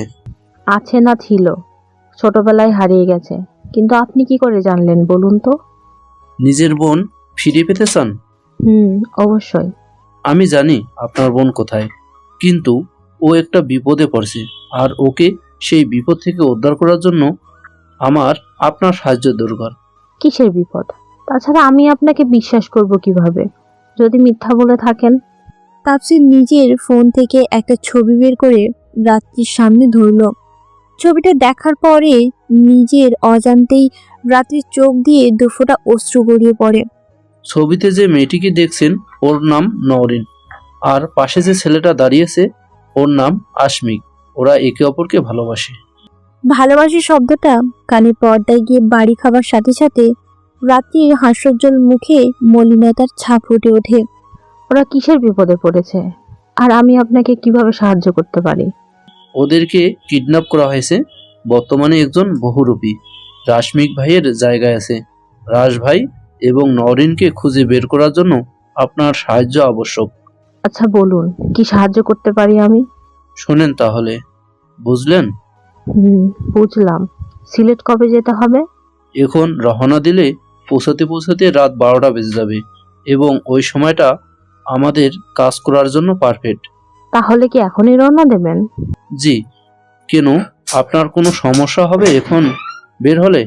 সমস্যা থাকলে বলুন, পরে যাব। না না, কোনো সমস্যা নেই। আসলে বোনকে কাছে পাওয়ার জন্য আর অপেক্ষা করতে পারছি না। আপনি একটু দাঁড়ান, আমি পাপাকে বলে ব্যাগটা গুছিয়ে নিয়ে আসছি। আচ্ছা ঠিক আছে। অতঃপর রাত্রি বাসার ভেতরে চলে যায়। 20 মিনিট পরে একটি ব্যাগ হাতে নিয়ে বেরিয়ে আসে। চলুন। আমাকে তুই করে বললে খুশি হব। আচ্ছা, চেষ্টা করব। চেষ্টা না, বলতে হবে। আচ্ছা বলবো। এবার চল, না হলে দেরি হয়ে যাবে। চলো। ওরা বেরিয়ে পড়ে সিলেটের উদ্দেশ্যে। তবে সিলেট যাত্রায় শুধু ওরা দুজন না, ওদের সাথে ছিল আরো একজন, যার তীক্ষ্ণ নজর থেকে তাপসির বাঁচতে পারেনি। তার উদ্দেশ্য রাসমিকে খুঁজে বের করা। হয়তো সে তার উদ্দেশ্যে খুব তাড়াতাড়ি সফল হয়ে যাবে। এখন শুধু সময়ের অপেক্ষা। ঘড়ির কাঁটা রাত 12টা ছুঁই ছুঁই। বাস এসে থামলো সিলেটের মাটিতে। তাফসির এবং রাত্রি বাস থেকে নেমে পড়ে। ওদের সঙ্গে সেও নেমেছে, যেটা হয়তো তাফসিরের চোখে পড়েনি। তাফসির এবং রাত্রি একটা রেস্টুরেন্টে ঢোকে রাতের খাবার খাওয়ার জন্য। খাবার খেয়ে ওরা ওদের কাজ শুরু করবে, তবে তার আগে দরকার একটা সাদা শাড়ির। তাফসির বলল, রাত্রি, তুই একটু বস, পাশে একটা শপিং মল আছে, আমি শাড়িটা কিনে নিয়ে আসি। ওকে যা, বাট তাড়াতাড়ি আসবি। অপেক্ষা জিনিসটা আমার একদম সহ্য হয় না। রাত্রির থেকে বিদায় নিয়ে পাশের শপিং মলে যায় শাড়ি কিনতে। কিছুক্ষণ পর একটি ব্যাগ হাতে ফিরে আসে। রেস্টুরেন্টে ঢুকে দেখে টেবিলে রাত্রি নেই, তবে ব্যাগটা ঠিকই আছে। পুরো রেস্টুরেন্টে হন্য হয়ে খুঁজেও রাত্রির উপস্থিতি পেল না। তাফসিরের অবস্থা পাগল প্রায়। এতটুকু সময়ের মধ্যে রাত্রি কোথায় যেতে পারে? নানা ধরনের উদ্ভট চিন্তায় সে জড় হতে থাকে মাথায়। এইটুকু সময়ের মধ্যে মেয়েটি কোথায় চলে গেল? কোনো বিপদ হলো না তো? না, আর ভাবতে পারছে না ও। তবে কি শেষ প্রদীপটাও এত কাছাকাছি এসে নিভে যাবে? কাঁধে হাতে স্পর্শ পেয়ে পেছনে ঘুরে দেখে রাত্রি দাঁড়ানো। রাগ সামলাতে না পেরে সজোরে একটা থাপ্পড় মারল রাত্রির গালে। চোখে পানি চিকচিক করছে। করুণ দৃষ্টিতে তাকিয়ে বলে, তুই আমাকে মারলি? আমার বাবাও কোনোদিন হাত তোলেনি আমার গায়ে। সরি, আসলে আমার মাথা ঠিক ছিল না। তুই কিছু না বলে কোথায় চলে গেছিলি? কতটা টেনশনে ছিলাম জানিস? যদি কিছু হয়ে যেত, তোর বাবাকে আমি কি জবাব দিতাম ভেবে দেখেছিস একবারও? রেস্টুরেন্টের সবাই দৃষ্টি এখন ওদের উপর। কান্না করতে করতে জবাব দিল, তাই বলে তুই আমাকে মারবি? সরি, আর কখনো মারবো না। এবারের মতো মাফ করে দিলাম। ধন্যবাদ, উদ্ধার করেছেন আমাকে। অবশ্যই। অন্যদিকে কেউ একজন আড়াল থেকে তাফসির আর রাত্রির কাণ্ড কারখানা দেখে অনবরত হেসেই চলেছে। কি অমায়িক সে হাসি! প্রেমে পড়ার জন্য তার এই হাসিটুকুই যথেষ্ট। অতঃপর ওরা খেতে বসলো। টেবিলে বসে তাফসির বলে, তুই কোথায় গেছিলি? ফোনে টাকা ছিল না, পাপার সাথে কথাও বলতে পারিনি, তাই টাকা ভরতে গেছিলাম। সেটা কি আমাকে বললে হতো না? শুধু শুধু টেনশনে ফেললি, আর একটু হলেই তো হার্ট অ্যাটাক করে মারা যেতাম। সেটা অবশ্য ভালোই হতো, তুই মরলে দেশের একটা বোঝা কমতো। তুই আমাকে এভাবে বলতে পারলি? আমার সামনে একদম নাটক করবি না, ঘুষি মেরে নাক ফাটিয়ে দেব। চুপচাপ খা। বিড়বিড় করে বলে, বুঝাই যায় এটা নওরিনের বোন, ডাইনি একটা। এই, তুই বিড়বিড় করে কি বললি? কই কিছু না তো। খা। খাওয়া দাওয়া শেষ। রাত্রে ওয়াশরুমে গিয়ে শাড়িটা পরে এলো। রেস্টুরেন্ট থেকে বেরিয়ে রওনা দিল রাসমিকের বাসার উদ্দেশ্যে। কোনো একজন অগোচরে ফলো করে চলেছে ওদের। রাসমিকের বাসার সামনে এসে তাফসির বলে, যা যা বলছি সব মনে আছে? আমি পারবো তো? পারতে তো তোকে হবেই। কিন্তু ভিতরে ঢুকবি কিভাবে? গেটে তো দারোয়ান বসা। একটা ব্যবস্থা আমি আগেই করে রেখেছি। মানে? আয় আমার সাথে। তাপসি এবং রাতি গুটি গুটি পায়ে হেঁটে বাড়ির পেছনের দিকে চলে যায়, যেখানে আগে থেকেই মইয়ের ব্যবস্থা করে রাখা হয়েছে। অবাক দৃষ্টিতে তাকিয়ে রাত্রি বলল, এখানে মই কি করে আসলো? আমার লোকেরা এনেছে। হাসতে হাসতে বলে, তোর লোকেরা মানে? তুই কি দেশের প্রধানমন্ত্রী নাকি যে তোর লোক থাকবে? না, গ্যাংস্টার। গ্যাংস্টার নাম শুনেই রাত্রির হাসি মুখটা চুপসে গেল এবং তাফসিরের থেকে কিছুটা দূরে সরে দাঁড়ালো। কি হলো? দূরে শহরে গেলি কেন? তুই আমাকে মেরে ফেলবি না তো আবার? আজব, তোকে মারবো কেন? আমি শুনেছি গ্যাংস্টাররা অনেক খারাপ হয়, তারা শুধু শুধু মানুষ খুন করে। তুই গ্যাংস্টার জানলে কোনোদিনও আসতাম না তোর সাথে। আমাকে প্লিজ মারিস না। সব গ্যাংস্টার খারাপ হয় না, বুঝলি? তুই মিথ্যা বলছিস, ওরা অনেক খারাপ। তাহলে তো তোর বোনও খারাপ। আমার বোন খারাপ হতে যাবে কেন? ও কি গ্যাংস্টার নাকি? জি হ্যাঁ, আপনার বোন এই শহরের নামকরা গ্যাংস্টার, যাকে এক নামে সবাই চেনে। আমি কখন বললাম তোরা খারাপ? তোরা তো খুব ভালো মানুষ। এখন তো ভালো মানুষ বলবাই। যাই হোক, অনেক কথা হলো, এবার কাজ করা যাক। অতঃপর তাপসির আর রাত্রি মই বেয়ে ভেতরে প্রবেশ করলো। ভেতরে ঢুকে রাসমিকের রুমের বারান্দায় সামনে গেল। রাসমিকের রুম দ্বিতীয় তলায় থাকার কারণে পাশ থেকে একটা মই নিয়ে বারান্দায় সেট করে রাত্রিকে তার কাজ শুরু করার জন্য ইশারা করলো। তাপসিরের ইশারা পেয়ে মই বেয়ে রাসমিকের রুমে বারান্দায় প্রবেশ করে রাত্রি। বারান্দার দরজা হিসেবে স্বচ্ছ কাঁচের গ্লাস ব্যবহার করা হয়েছে, যার কারণে বাইরে থেকে ভেতরের সবকিছুই স্পষ্ট দেখা যায়। রাশমিক ঘুমে বিভোর। রাত্রি নিজের হাতে থাকা সুপার গ্লু দরজার লকে লাগিয়ে দিল, যেন রাশমিক চাইলেও দরজাটা না খুলতে পারে। এই ফাঁকে তাফসিরও ফোনটা বের করে রাশমিকের নাম্বারে একটা কল দিল। কিছুক্ষণ রিং হবার পরে কলটা রিসিভ করে ঘুম জড়ানো কণ্ঠে রাশমিক বলে, হ্যালো। হ্যাঁ ভাই। বল। ভাই, তুমি ঠিক আছো তো? আমি ঠিক আছি কিনা সেটা জানার জন্য এত রাতে কল দিলি? আসলে আমার ফোনে অপরিচিত নাম্বার থেকে একটা মেসেজ এসেছে, আজ রাতে নাকি তোমার অনেক বড় একটা ক্ষতি হবে, তাই কল দিলাম তুমি ঠিক আছো কিনা সেটা জানতে। একটা পরিচয়বিহীন মেসেজের জন্য তুই আমার এত সুন্দর ঘুমটা নষ্ট করলি? তোমার জন্য টেনশন হচ্ছিল সেজন্য। আমার কিছু হয়নি, আমি একদম ঠিক আছি। এখন ফোন রাখ, একটু ঘুমাতে দে, সকালে কথা হবে। বাই। আচ্ছা, সাবধানে থেকো। ফোনটা রেখে পুনরায় ঘুমানোর চেষ্টা করে রাজমিক। রাত্রিও নিজের কাজ শুরু করে দিয়েছে। অন্যের ঘুম কেড়ে নিয়ে নিজে খুব শান্তিতে ঘুমাচ্ছিস। নকারও গলার আওয়াজ পেয়ে ধরফড়িয়ে ঘুম থেকে উঠে পড়ে।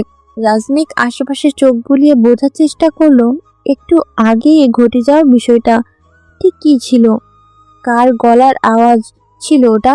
হঠাৎই চোখ আটকে গেল বারান্দায় সাদা শাড়ি পরে দাঁড়িয়ে থাকা রাত্রির দিকে। আপন মনে বলে, নরিন এখানে কি করে আসলো? ওকে তো আমি রাশকেনের সাথে আটকে রেখেছি। তবে কি আমি ভুল দেখছি? আসার সময়ও দেখে আসলাম নরিন রাশকেনের সাথে আছে, তাহলে এখানে কিভাবে সম্ভব? হাত দিয়ে নিজের চোখ কচলে আবারও বারান্দার দিকে তাকিয়ে দেখে রাত্রি ওখানেই দাঁড়িয়ে আছে।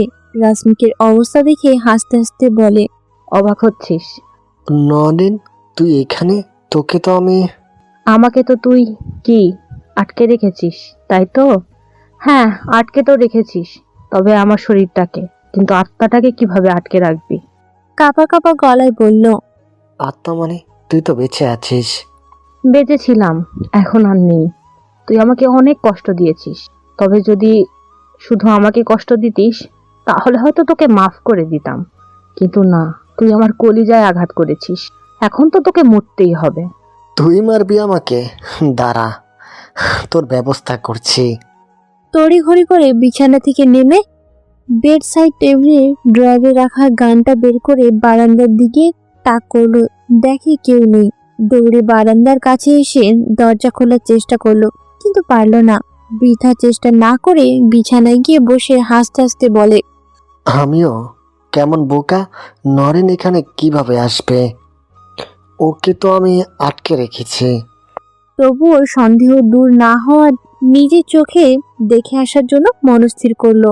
অন্যদিকে রাত্রি কোমরে হাত দিয়ে গোঙাতে গোঙাতে বলে, আবার কোমরটা গেল রে। চুপ থাকবি একটু? তোকে এভাবে নামতে বলেছে কেউ? ন্যাকা কান্না জুড়ে দিয়ে বলল, আমার কি দোষ?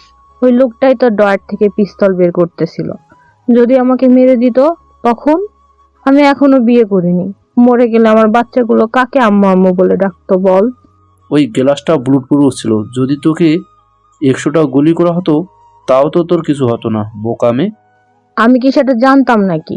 রাত্রির সাথে কথা বলার এক পর্যায়ে খেয়াল করলো রাজমিক বাসা থেকে বেরিয়ে নিজের গাড়িতে উঠছে। তাফসির খুব ভালো করেই জানে রাজমিক এখন কোথায় যাবে। তাফসিরের তাকিয়ে থাকা দেখে রাত্রিও নিজের দৃষ্টি সেদিকে স্থাপন করলো এবং গাড়িটা বেরিয়ে যেতে দেখে বলে, লোকটা তো বেরিয়ে যাচ্ছে, তাড়াতাড়ি চল, ওকে ফলো করতে হবে, না হলে আবার হারিয়ে ফেলবো। কথাটা বলে রাত্রি উঠতে গেলে কোমরের ব্যথায় আবারও ধপাস করে মাটিতে বসে পড়ল। উফ, কি ব্যথা! খুব বেশি ব্যথা করছে? মনে হয় আর কোথাও যেতে পারবো না। আমি বরং এখানে থাকি, তুই যা লোকটার পিছনে। তোকে এখানে একা ফেলে কোথাও যেতে পারবো না। তুই না গেলে যে আমরা জানতে পারবো না বোন আর রাশকে কোথায় আটকে রেখেছে। পারবো, সমস্যা নেই। কিভাবে পারবো? হ্যাঁ, পকেট থেকে নিজের ফোনটা বের করে রাত্রির সামনে ধরল, যেখানে দেখা যাচ্ছে একটা লাল বৃত্ত ধীরে ধীরে সামনের দিকে এগিয়ে যাচ্ছে। তাফসিরের দিকে অগ্নি দৃষ্টিতে তাকিয়ে বলে, এখন কি গেম খেলার সময় নাকি? এটা কোনো গেম না। আমার কপালে কি গাধি লেখা আছে কোথাও? কই না তো, কেন? তাহলে এত সিরিয়াস একটা মোমেন্টে তুই গেম খেলছিস কোন বুদ্ধিতে? আমার লোকেরা গাড়িতে একটা ট্রান্সমিটার লাগিয়েছে, এটা সেটাই রিডার। গাড়িটা এখন যেখানেই যাবে আমার ফোন থেকে সেটা দেখতে পারবো, বুঝলি? মাথা চুলকাতে চুলকাতে বলে, ও, সেটা আগে বলবি না? আমি তো ভাবছি তুই গেম খেলছিস। থাক বোন, তোকে আর কিছু ভাবতে হবে না।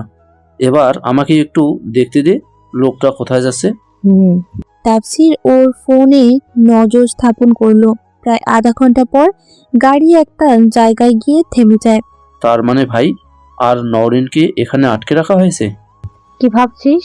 ভাই আর নওরিনকে যেখানে আটকে রেখেছে সেই ঠিকানা পেয়ে গেছি। তুই কি এখন যেতে পারবি? পারবো, চল। তাফসির এবং রাত্রি বাড়ির বাহিরে এসে নিজেদের গাড়িতে উঠে রিডারটা ফলো করতে থাকে। কাঙ্ক্ষিত পথ অতিক্রম করে ওদের গাড়ি গিয়ে থামে রাজনীকের পুরাতন অফিসের সামনে। তাফসির বেশ অবাক হলেও বিষয়টাতে তেমন ভ্রুক্ষেপ না করে তাড়াতাড়ি গাড়ি থেকে নেমে দৌড়ে ভেতরে চলে যায়।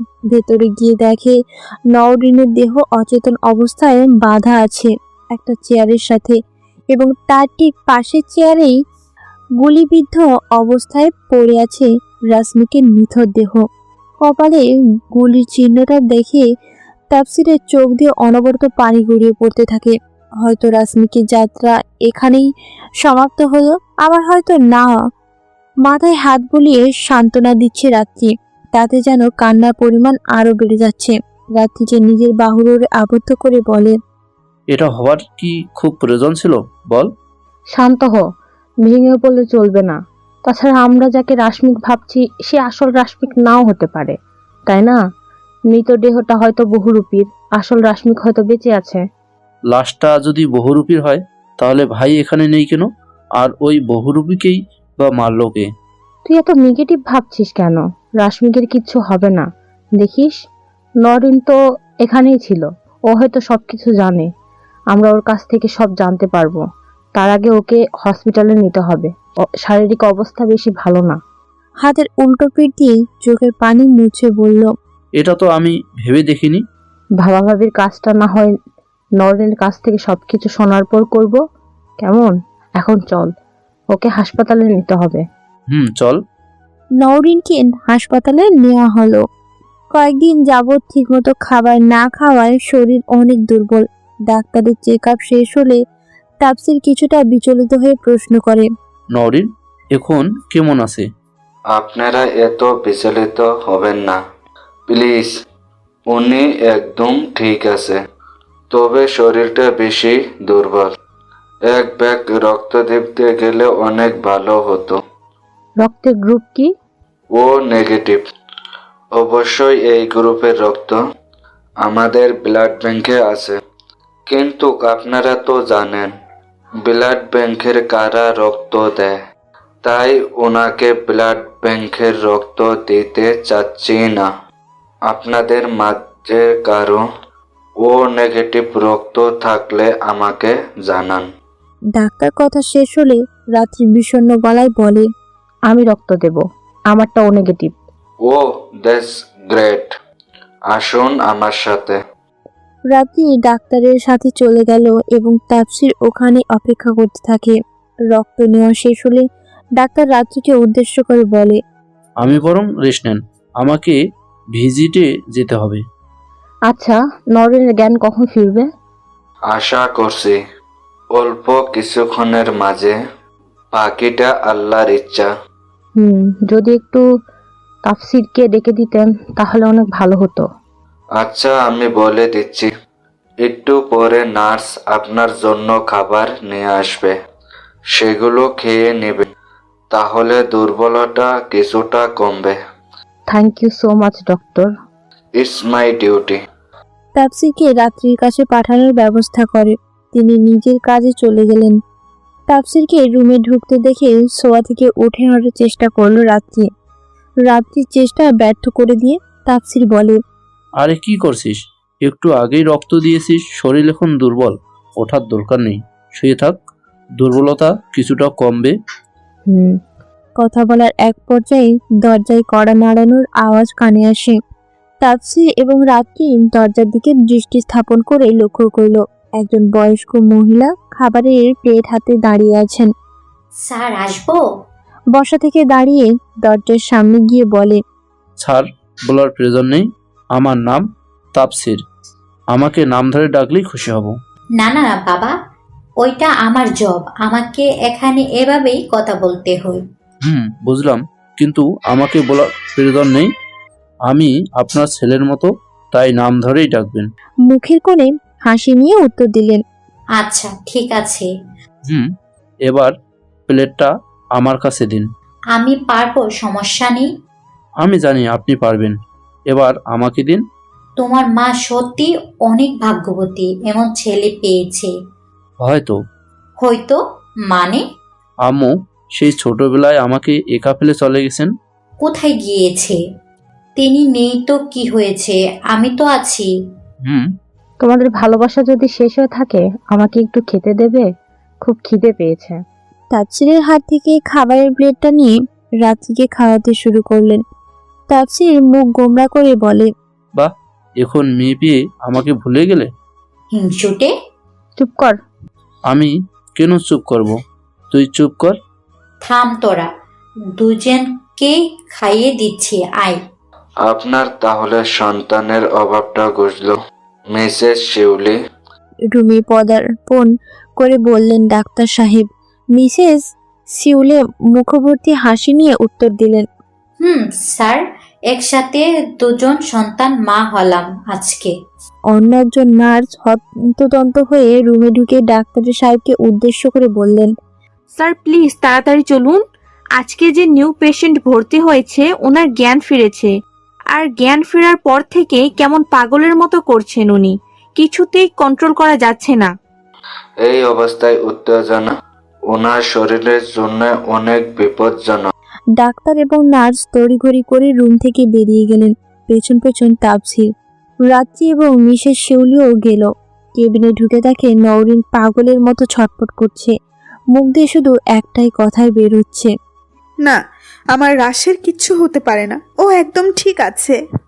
রাত্রি কান্না আরম্ভ করলে মিসেস শিউলি সান্ত্বনা দেয়। অবস্থা বেগতি দেখে চটজলদি ঘুমের ইঞ্জেকশন দিলে নওরিন ধীরে ধীরে নিস্তেজ হয়ে পড়ে। রাত্রি কান্নারত অবস্থায় বলে, ডক্টর, আমার বোন এমন করছে কেন? ডাক্তার এবং নার্স কেবিন থেকে বেরিয়ে গেলে মিসেস শিউলি রাত্রির মাথায় হাত বুলিয়ে নরম গলায় বললেন, বোনকে খুব ভালোবাসো তাই না? অনেকদিন কাছে পাইনি তো, সেজন্য চিন্তার পরিমাণ একটু বেশি। কাছে পাওনি মানে? ছোটবেলায় হারিয়ে গিয়েছিল, অনেক খুঁজেছিলাম কিন্তু পাইনি। এতদিন পর কাশ্মীরের সহযোগিতায় খুঁজে পেলাম, কিন্তু এই অবস্থায় দেখতে হবে তা কখনোই কল্পনা করিনি। ও তোমাকে আজই প্রথম দেখবে? হুম। আমি বলি কি, তুমি এক্ষুনি ওর সামনে যেও না। কেন? রাসেল নিখোঁজ হওয়ার বিষয়টা ওর মস্তিষ্কে অনেক বড় প্রভাব ফেলেছে। এই অবস্থায় যদি তোমাকে দেখে তাহলে হিতে বিপরীত হতে পারে। মিসেস শিউলির কথায় সায় দিয়ে তাফসির বলল, আচ্ছা, উনি কিন্তু ঠিকই বলেছেন। রাত্রি, আমারও মনে হয় এটাই ভালো হবে। নওরিন আগে কিছুটা সুস্থ হোক, তারপর না হয় দেখা করিস। হ্যাঁ সুযোগ মাথা নাড়ল রাত্রি। তুমি আমার সাথে চলো, তাফসিন বরং এখানে থাকুক। আচ্ছা। রাত্রি এবং মিসেস শিউলি কেবিন থেকে বেরিয়ে গেলে তাপসির পাশের সোফাতে বসে নিজের ফোনে মনোযোগ স্থাপন করে। প্রায় 3 ঘন্টা পর নওরিন চোখ খুলে দেখে তাপসিরের পাশে বসা। আশেপাশে চোখ বুলিয়ে বুঝতে পারলো হাসপাতালে আছে। বিচলিত হয়ে প্রশ্ন করে, আমি তো রাসেল পুরাতন অফিসে ছিলাম, হাসপাতালে এলাম কি করে? আমি নিয়ে এসেছি। রাস কোথায়? ফেরেনি এখনো? ফেরেনি মানে? কোথায় গেছে ভাই? রাসকে তো নিতু নিয়ে গেছে। পাগল হয়ে গেলি নাকি? বহুরূপী মারা গেছে আর রাসকে নিতু নিয়ে গেছে। আজব, নিতু আসবে কিভাবে? মৃত মানুষ কখনো জীবিত হতে পারে না। নিতু মারা যায়নি, বেঁচে আছে। একটা মানুষের মাথায় গুলি লাগলে সে কিভাবে বেঁচে থাকতে পারে তা আমার বোধগম্য হচ্ছে না।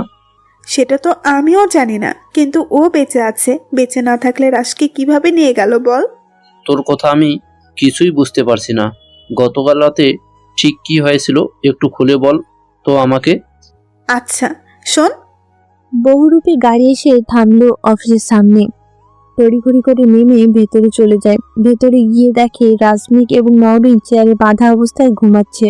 নওরিনকে দেখে দেহ প্রাণ ফিরে পেল। মুখে পানির ঝাপটা দিয়ে ওদেরকে ঘুম থেকে তুলে বলল, গভীর ঘুমে মগ্ন ছিলি বুঝি?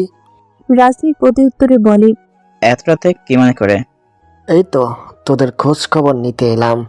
যাক ভালো। তোদের খুব কষ্ট হচ্ছে তাই না? না, আর কষ্ট দিব না। খুব তাড়াতাড়ি পরপারে পাঠিয়ে দিব। কে কাকে পরপারে পাঠাবে? আমিও একটু শুনি। একটি মেয়েলি কণ্ঠস্বরের আওয়াজ শুনে বহুরূপী নিজের দৃষ্টি পেছনে ফেরালো। মেয়েটি তার পূর্ব পরিচিত হওয়ায় ভনিতা না করে সরাসরি বলে, তুমি এখানে? ঠিকানা কোথায় পেলে? সেটা না হয় অজানাই থাক। Good bye. দ্বিতীয়বার না ভেবে মেয়েটির হাতে থাকা গানটা বহুরূপের দিকে তাক করে শুট করে দিল। নিজের প্রতিরক্ষার সুযোগটুকুও পেল না সে। মেয়েটির চেহারা স্পষ্টভাবে দেখতে পাচ্ছে না। রাসমিক এবং নওরিন অন্ধকার পেরিয়ে আলোর দশায় পা রাখলে দুইজনই বেশ অবাক হয়। মুখ দিয়ে অস্পষ্ট স্বরে একটাই নাম উচ্চারিত হলো, নিতু। আমি নিতু না। নিতু না? তাহলে তুমি কে? সেটা তোমাদের না জানলেও চলবে। আপনার পরিচয় বলেন।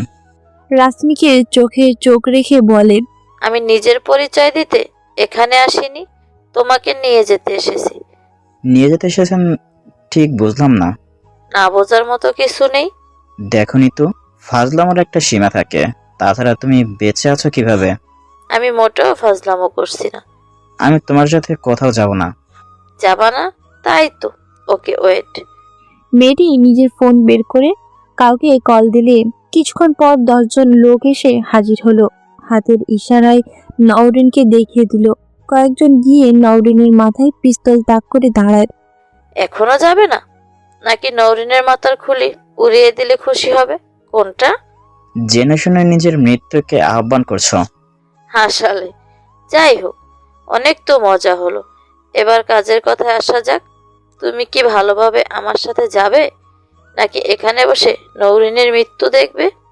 কথার মাঝে বাদ সেজে নওরিন বলে, রাস, ওরা যা মন চাই করুক, কিন্তু তুমি ওদের সাথে যাবে না। রাগ সংযত করতে না পেরে উচ্চস্বরে বলেন, রাস, আমি 1 থেকে 3 পর্যন্ত গুনব। তার মধ্যে যদি আমার সাথে যেতে রাজি না হও, তাহলে নওরিনের মৃত্যু নিজের চোখে উপভোগ করবে।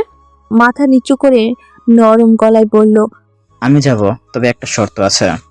কি শর্ত বলো? তুমি বা তোমার লোকেরা নওরিনের কোনো ক্ষতি করতে পারবে না। আচ্ছা ঠিক আছে, আমি রাজি। নওরিন মিনতির সুরে বলল, না রাস, প্লিজ তুমি ওর সাথে যেও না। ডোন্ট ওয়ারি, আমি খুব তাড়াতাড়ি ফিরে আসবো। নিজের খেয়াল রেখো। অতঃপর মেয়েটি নওরিনের দেহে একটা ইঞ্জেকশন পুশ করলে নওরিন ধীরে ধীরে নেতিয়ে পড়ে। শুনলি তো সবকিছু। নওরিনের দিকে ভাবুক দৃষ্টিতে কিছুক্ষণ তাকিয়ে থেকে মনে মনে বলে, এসব কি হচ্ছে আমার সাথে? যেখানে ভাবি এবার বুঝি সবকিছু রীতি ঘটবে, সেখানে নতুন রহস্যের উদ্ঘাট হয়। এতদিন তো ভাইয়ের বহুরূপীকে খুঁজেছি, এখন আবার নিতুর মতো আরেকজন হাজির। ধীরে ধীরে চোখ খুলে আবিষ্কার করার চেষ্টা করছে কোথায় আছে, কিন্তু জায়গাটা রাশমিকের কাছে অপরিচিত। গতকাল রাতে গাড়িতে ওঠার পর থেকে আর কিছুই মনে নেই, মাথাটাও বেশ ধরেছে। হাতটা মাথার কাছে আনতে গেলে খেয়াল করে হাতে এবং পায়ে খাটের সাথে বাঁধা। হঠাৎ করে পায়ের আওয়াজ পেয়ে নজর দরজার দিকে স্থাপন করলো। নিতু প্রবেশ করছে রুমে। এসব কি হচ্ছে নিতু? কতবার বলবো আমি নিতু না। নিতু না হলে কে? আর তুমি বেঁচে আছো কিভাবে? মেয়েটি শান্ত গলায় উত্তর দিল, নিতু বেঁচে নেই, আমি বৃষ্টি, নিতুর যমজ বোন। কি? নিতুর যমজ বোনও আছে? আছে। তাছাড়া নিতুকে তো তুমি নিজের হাতে মেরেছো। নিতু আমার সাথে বেইমানি করেছিল, বেইমানদের বাঁচিয়ে রাখি না আমি। তুমি কি আমাকে মারার জন্য এখানে নিয়ে এসেছো? যদি তাই হয়ে থাকে তবে এখনই মেরে ফেলো, নিজের বোনের হত্যার প্রতিশোধ নিয়ে নাও। তোমাকে যদি মারারই হতো তাহলে গতকাল রাতেই মেরে ফেলতাম। এখানে আনার কারণ? ভালোবাসি তাই, বিয়ে করব তোমাকে। পাগল নাকি তুমি? ভালোবাসি বললে কি ভালোবাসা হয়ে যায় নাকি? কতটা ভালোবাসলে আপন বোনের খুনিকে নিজের স্বামী বানানোর কথা বলা যায় ভেবে দেখেছো? কিন্তু আমি তো একজন খুনি, তাই না? তোমার বোনকে খুন করেছি, তাহলে আমাকে ভালোবাসো কেন? হাসতে হাসতে জবাব দেয়, তোমার সততার প্রেমে পড়েছি। মানে? মনে আছে তোমার ফোনে একটা মেসেজ গেছিল, নিতুকে মেরে ঠিক করনি, তোমাকে এর শাস্তি পেতে হবে। কেন? ওই মেসেজটা পাঠিয়েছিল জানো কে? আমি। বুঝলাম না ঠিক। তুমি নিতুকে মেরে ফেলছো জানার পরে আমি চেয়েছিলাম প্রতিশোধ নিতে। তোমার ব্যাপারে খোঁজ খবর নিতে নিতে কখন যে ভালোবেসে ফেলেছি সেটা নিজেও জানি না। তুমি একজন গ্যাংস্টার ঠিকই, কিন্তু কখনো কোনো ভালো মানুষের ক্ষতি করনি, কোনো মেয়ের দিকে কোনোদিন বাজে নজরে তাকাওনি। আমি এটারই প্রেমে পড়ে গেছি। কালকে রাতে তোমার আর ওই বহুরূপীর কথা শুনে মনে হলো তোমরা একে অপরকে চেনো। চিনি। ওর নাম সাদিত। নিতুকে খুব ভালোবাসতো, কিন্তু নিতু ওকে কখনো গুরুত্ব দেয়নি। যেদিন তুমি বোম ব্লাস্টের প্ল্যান করেছিলে সেদিনই আমি গেছিলাম তোমার সাথে দেখা করতে, কিন্তু বৃষ্টির গাড়ি এসে থামলো রাশমিকের পুরাতন অফিসের সামনে। গাড়ি থেকে নেমে হাসতে হাসতে ভেতরে চলে যায়। ভেতরে গিয়ে দেখে রাশমিক চেয়ারে বসে আছে। বৃষ্টিকে দেখে বসা থেকে দাঁড়িয়ে বলে, তুমি এখানে কি করে এলে, আর আমার ঠিকানা বা জানলে কিভাবে? জিজ্ঞাসু দৃষ্টিতে তাকিয়ে বলে, মানে? আমি সাদিত, চিনতে পারছো না? তুমি এখনো কেন? রাশমিক কোথায়? নিতু হত্যার বদলা নিতে এসেছি। রাশমিক আর নরেনকে কিডন্যাপ করে আমার কাছে রেখেছি। তবে রাশমিককে মারার আগে ওর কাছের মানুষগুলোকে শেষ করব। কিন্তু তুমি এখানে কিভাবে এলে, আর কেনই বা এলে? রাশমিককে মারার জন্য এসেছি। এখন বলো ওদের কোথায় রেখেছো? দুঃখিত, আমি বলতে পারবো না। ও আমার শিকার, ওকে আমি নিজের হাতে মারবো। নর আগে বৃষ্টির সমস্ত শরীর কাটা দিচ্ছে। নিজেকে সংযত করে মনে মনে বলে, রাশমিকের গায়ে যদি একটা আঁচড়ও পড়ে তাহলে তোকে মেরে ফেলার আগে আমি দ্বিতীয়বার ভাববো না। কি ভাবছো? না, কিচ্ছু না। আচ্ছা আমি এখন আসি, পরে কথা হবে। ওকে ভাই। বৃষ্টি বাহিরে চলে আসে। ওর মাথায় শুধু একটা চিন্তাই ঘুরপাক খাচ্ছে, রাশমিক সাদিদ কোথায় আটকে রেখেছে। দেখতে দেখতে কেটে গেল বেশ কয়েকটা দিন। এর মধ্যে তাফসিরও জেনে গেছে বহুরূপী পরিচয়, তাই সে নিজের মতন করে খোঁজ খবর নিচ্ছে। এদিকে তাকিয়ে ছায়ার মতো ফলো করছে বৃষ্টি। রাশমিক কিছুটা কৌতূহলী হয়ে প্রশ্ন করলো, তুমি কি করে জানলে জাহিদ আমাকে কোথায় আটকে রেখেছে? তাফসিরের জন্য জানতে পেরেছি। আসলে তোমাকে খুঁজে বের করার জন্য তাফসির অনেক কষ্ট করেছে, সব ক্রেডিট ওর, কিন্তু শেষ পর্যন্ত তার ফল ভোগ করতে পারলো না বেচারা। তাসরিনের সিক্রেট মানে? মানে তাফসির যখন জানতে পারলো তোমার জায়গায় কোনো বহুরূপী এসেছে, তখন ও খোঁজ খবর নিতে শুরু করে। এক পর্যায়ে ঢাকা চলে আসে। ঢাকা এসে তোমার বন্ধু শ্রাবণের সাথে দেখা করে, কারণ তুমি শ্রাবণকে তাফসির আর মাহিমের ফোনে যে কোনো মেসেজ পাঠাতে বলেছিলে সেই ব্যাপার জানার জন্য। সেখানে গিয়ে ও প্রথমবার রাত্রিকে দেখতে পায় এবং রাত্রির পরিচয় খুঁজে বের করে। তুমি আমার সম্বন্ধে এত কিছু কিভাবে জানো? তোমার সম্বন্ধে আমি এমন অনেক কিছু জানি যেটা হয়তো তুমি নিজেও জানো না। কি এমন জানো যা আমি নিজেও জানি না? তুমি কি জানো রাত্রি তোমাকে ভালোবাসে? আজব, যাকে আমি চিনি না সে আমাকে কিভাবে ভালোবাসে? চেনা তো দূরের কথা, আমি ওকে দেখিনি পর্যন্ত। যে যখন পারছে ভালোবাসি বলে গলায় ঝুলে পড়ছে। আমার তো একটা পছন্দ অপছন্দের আছে নাকি? আমিও তো কাউকে ভালোবাসতে পারি, তাই না?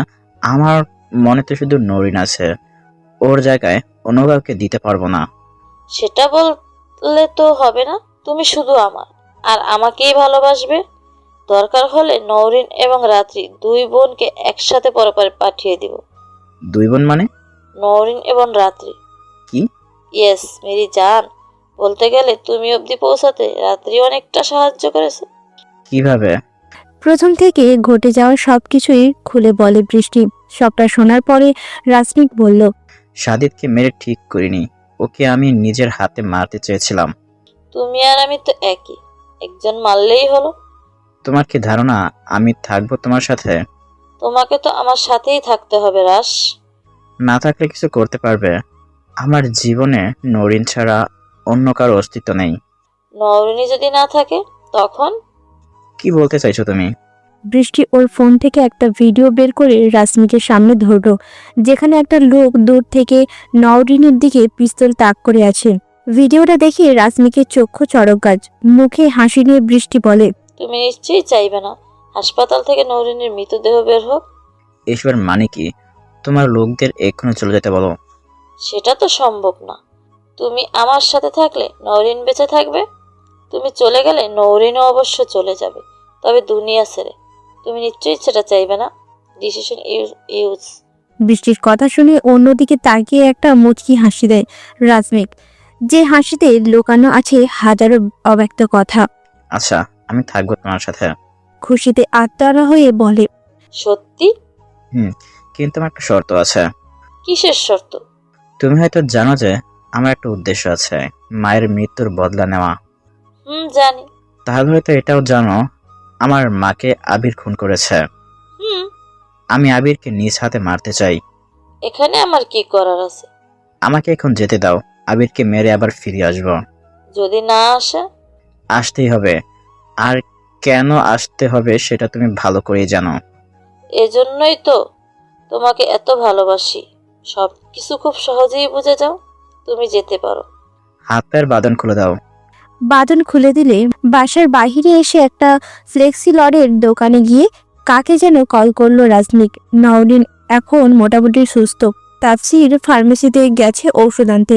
ফার্মেসি থেকে এসে কেবিনে ঢুকে দেখে নওরিন রেডি হয়ে ওয়াশরুম থেকে বের হচ্ছে। কৌতূহলের সাথে প্রশ্ন করে, কোথায় যাচ্ছিস এই শরীর নিয়ে? রাশকে খুঁজতে। মানে কি এসব পাগলামির?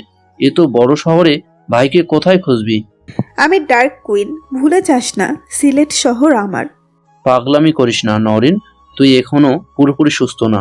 যদি কিছু হয়ে যায় তাহলে তোর বোনকে মনে হয় না আর সামলানো যাবে। এমনিতেই এতগুলো বছর বোনের ভালোবাসা পাওনি। বোনের কথা মনে পড়তেই বিষণ্ণতা ভর করে নওরিনের চেহারায়। মাথা নিচু করে মলিন স্বরে বলে, বোন আসবে কোথা থেকে? বোন আর পরিবার তো অনেক আগেই হারিয়ে গেছে আমার থেকে। দাঁড়া, আমি আছি। আরে আরে কই যাস? নওরিনের প্রশ্নের জবাব না দিয়ে রুম থেকে বেরিয়ে যায় তাফসির। কিছুক্ষণ পর রাত্রিকে নিয়ে আবারও কেবিনে ফিরে গেল। এই যে তোর বোন, যে ছোটবেলায় হারিয়ে গিয়েছিল।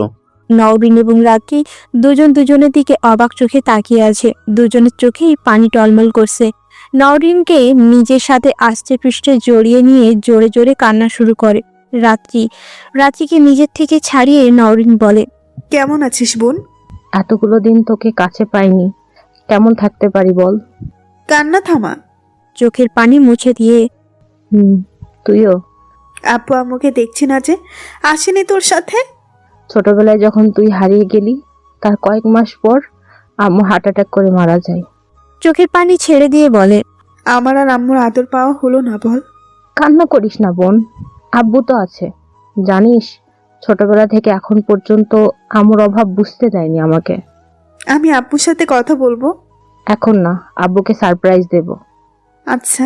হঠাৎ করে তাফসির বলে উঠল, রাত্রি, তোর বোনকে এবার তুই সামলা। সে নাকি এই শরীর নিয়ে ভাইকে খুঁজতে যাবে। কোথাও যাওয়া হবে না যতদিন পর্যন্ত পুরোপুরি সুস্থ না হবি। কিন্তু কোনো কিন্তু না। তাপসির, একটু বাইরে যাবা? আমার নরেনের সাথে কিছু কথা আছে। বাহ, আমি যাদের করে দিলাম তারা এখন আমাকেই তাড়িয়ে দিচ্ছে। দুই বোনের পার্সোনাল কথা থাকতে পারে না? থাক, আর কোনো ব্যাখ্যা দেওয়া লাগবে না, আমি বুঝি সব। একটু বেশিই বুঝিস। রুম থেকে বের হবার সাথে সাথে একটা অপরিচিত নাম্বার থেকে কল আসে তাফসিরের ফোনে। 7-5 না ভেবেই কলটা রিসিভ করলো। হ্যালো, কে? রাশমিক। ভাই তুমি? এখন শোন, আমি যা বলি। আচ্ছা বলো। 1 ঘন্টার মধ্যে বেল টাওয়ারের রূপটকে থাকবি। মাহিমকে কল দিয়েছি, ও আসছে। তুইও তাড়াতাড়ি চলে আয়। আসতেছি ভাই। আর একটা কথা, আমার ব্যাপারে নরিন বা রাত্রি কাউকে কিছু বলার দরকার নেই। তুমি রাত্রির কথা কিভাবে জানলে? সেটা না হয় পরে বলবো, তুই তাড়াতাড়ি আয়, হাতে বেশি সময় নেই। আচ্ছা। কল কেটে কাউকে কিছু না জানিয়ে বেরিয়ে যায় হাসপাতাল থেকে। বেল টাওয়ারে পৌঁছে ভেতরে ঢুকতে গেলে দেখা হয় মাহিমের সাথে। তাফসিরকে দেখে মাহিম বলল, তুই এখানে? আমাকে তো ভুলে গেছিস। না কোনো কল, না কোনো মেসেজ। তোকে বলেছিলাম না একটু জরুরি কাজ আছে, সেটার জন্যই ব্যস্ত ছিলাম। কি তোর সেই জরুরি কাজ? আমাকে একটু বলবি? প্রথম থেকে ঘটে যাওয়া সবকিছুই খুলে বললে। মাহিম হাঁ হয়ে তাকিয়ে থাকে তাফসিরের দিকে। শরীরে মৃদু ধাক্কা দিয়ে তাফসির বলে, মুখ বন্ধ করো, মশা ঢুকে যাবে। এত কিছু হয়ে গেল আর তুই আমাকে জানালি না পর্যন্ত? তোকে আমি বলেছিলাম, কিন্তু তুই আমার কথা বিশ্বাস করিসনি। সেটা অবশ্য ঠিক। হয়েছে, এবার চল, ভাই অপেক্ষা করেছে। চল। তাফসির এবং মাহিম রুফটপে গিয়ে দেখে রাজনিক আকাশের দিকে মুখ করে তাকিয়ে আছে। পেছন থেকে ডাক দিলে ওদের দিকে দৃষ্টি ফেরায়। রাজনিককে শক্ত করে জড়িয়ে ধরে একসাথে বলে, ভাই তুমি ঠিক আছো? ওদের দুজনকে নিজের থেকে ছাড়িয়ে নিয়ে, আমি ঠিক আছি, তোরা কেমন আছিস?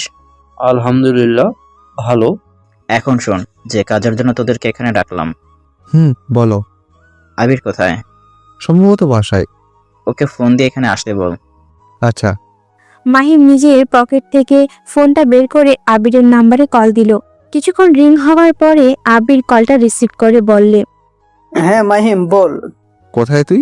কেন, আমি তো বাসায়। বেল টাওয়ারের রুফটপে আয় এক্ষুনি।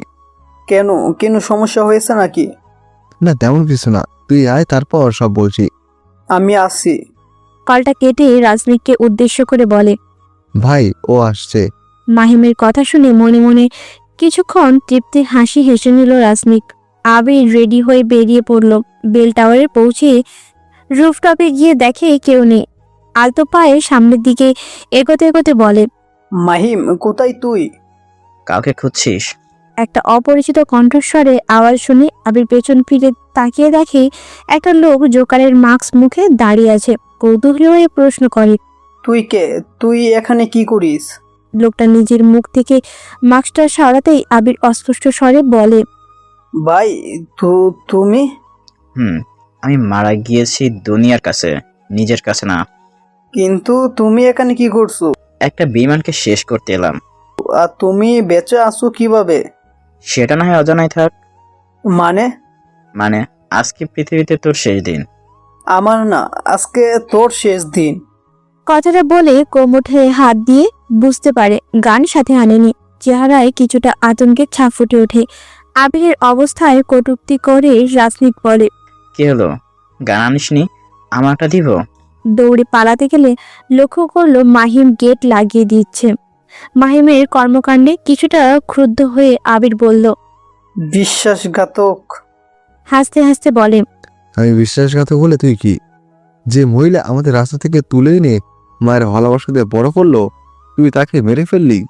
তোর থেকে বড় বিশ্বাসঘাতক মনে হয় না আর কেউ আছে। মাহিমের কথাটা শেষ হতেই রাজনিক পেছন থেকে একটা মোটা পলিথিন দিয়ে আবিরের সমস্ত মুখটা চেপে ধরে। কিছুক্ষণ ছটফট করার পর নিস্তেজ দেহটা মাটিতে লুটিয়ে পড়ল। গ্লাসের পাশে বসে মুখে মুচকি হাসি নিয়ে বলে, তোকে নিজের ভাই ছাড়া অন্য কিছু ভাবিনি কখনো। তুই এমন একটা কাজ করবি সেটা আমি কল্পনা করতে পারিনি। কিন্তু কি করব বল, আমার জীবনে বেঈমানদের কোনো জায়গা নেই। পরে ভালো থাকিস। ভাই, দূরে এসেছি। দড়িটা গলায় বেঁধে ঝুলিয়ে দে, যাতে সবাই ভাবে আত্মহত্যা করেছে। রাজনিকের কথা মোতাবেক তাফসির এবং মাহিম লাশটা রুফটপ থেকে ঝুলিয়ে দিল। কাজ শেষ হলে তাফসির বলল, ভাই, কাজ শেষ। নরিন কোন হাসপাতালে আছে? ইবনে সিনা। চল, বেশি সময় নেই হাতে। বৃষ্টি চলে আসলে আবার সমস্যা হবে। বৃষ্টিকে যেতে যেতে বলছি, আয়। আচ্ছা। রাজনিক, মাহিম এবং তাফসির বেল টাওয়ার থেকে বেরিয়ে রওনা দিল হাসপাতালের উদ্দেশ্যে। হাসপাতালে পৌঁছে নওরিনের কেবিনে ঢুকে দেখে নওরিন এবং রাত্রি গল্পে মেতে আছে। রাজনিকের উপস্থিতি টের পেয়ে বিছানা থেকে নেমে নিজের সাথে আষ্টে পৃষ্ঠে জড়িয়ে নিয়ে নওরিন বলে, রাশ, তুমি ঠিক আছো? আমি ঠিক আছি। তোর কোনো কথা নয়, আমাদেরকে এখান থেকে বেরোতে হবে যত তাড়াতাড়ি সম্ভব। কিন্তু কেন? কোনো সমস্যা হয়েছে কি? পরে সব বুঝিয়ে বলবো, এখন চলো। আচ্ছা। কেবিন থেকে বেরিয়ে দেখে বৃষ্টি দাঁড়িয়ে আছে, সাথে আরো 5 থেকে 7 জন লোক। মুখ ভর্তি হাসি নিয়ে বলে, এমন তো কথা ছিল না রাশ। তুমি বলেছিলে আবিরকে মেরে আবার আমার কাছে ফিরে যাবে, কিন্তু কথা রাখলে না। এখন আমিও আমার কথা রাখবো না। তুমি আমার না হলে অন্য কারো হতে পারবে না। হাতে থাকা গান নওরিনদের দিকে তাক করে শুট করলেন। রাত্রি সামনে এসে পড়ে এবং গুলিটা গিয়ে লাগে রাত্রির গায়ে। সাথে সাথে নিজের গান বের করে বৃষ্টির কপালের ঠিক মাঝ বরাবর একটা গুলি করে রাজনিক। ওখানে উপস্থিত বাকি লোকগুলো রাজনিককে মারতে গেলে তাফসির এবং মাহিম ওদেরকে মেরে ফেলেন।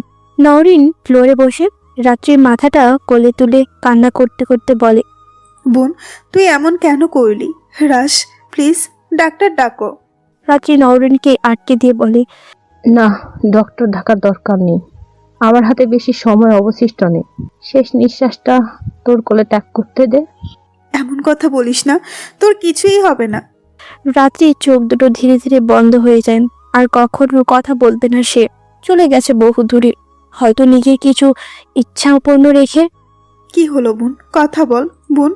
এই বোন। নওরিনের পাশে বসে মাথায় হাত রেখে রাজনিক বলে, শান্ত হও প্লিজ। তুমি এভাবে কান্না করলে তো রাত্রি কষ্ট পাবে, তাই না? আর বাবাকে এই বিষয়ে কিছু জানানোর দরকার নেই এখন। উনি হয়তো সহ্য করতে পারবেন না।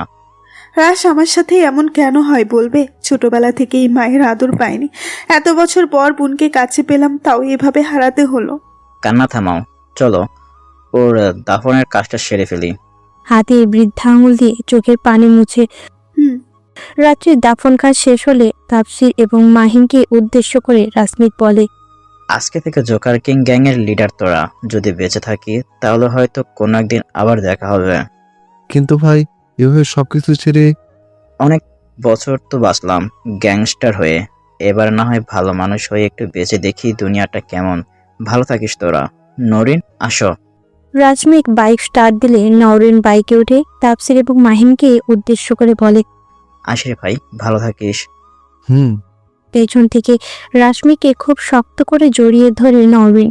ওরা যাত্রা শুরু করে এক অজানা উদ্দেশ্যে। ভালোবাসা শুরু হয়তো এখান থেকেই। ধন্যবাদ নরিন, আজ থেকে রাশমিক শুধুই আমার।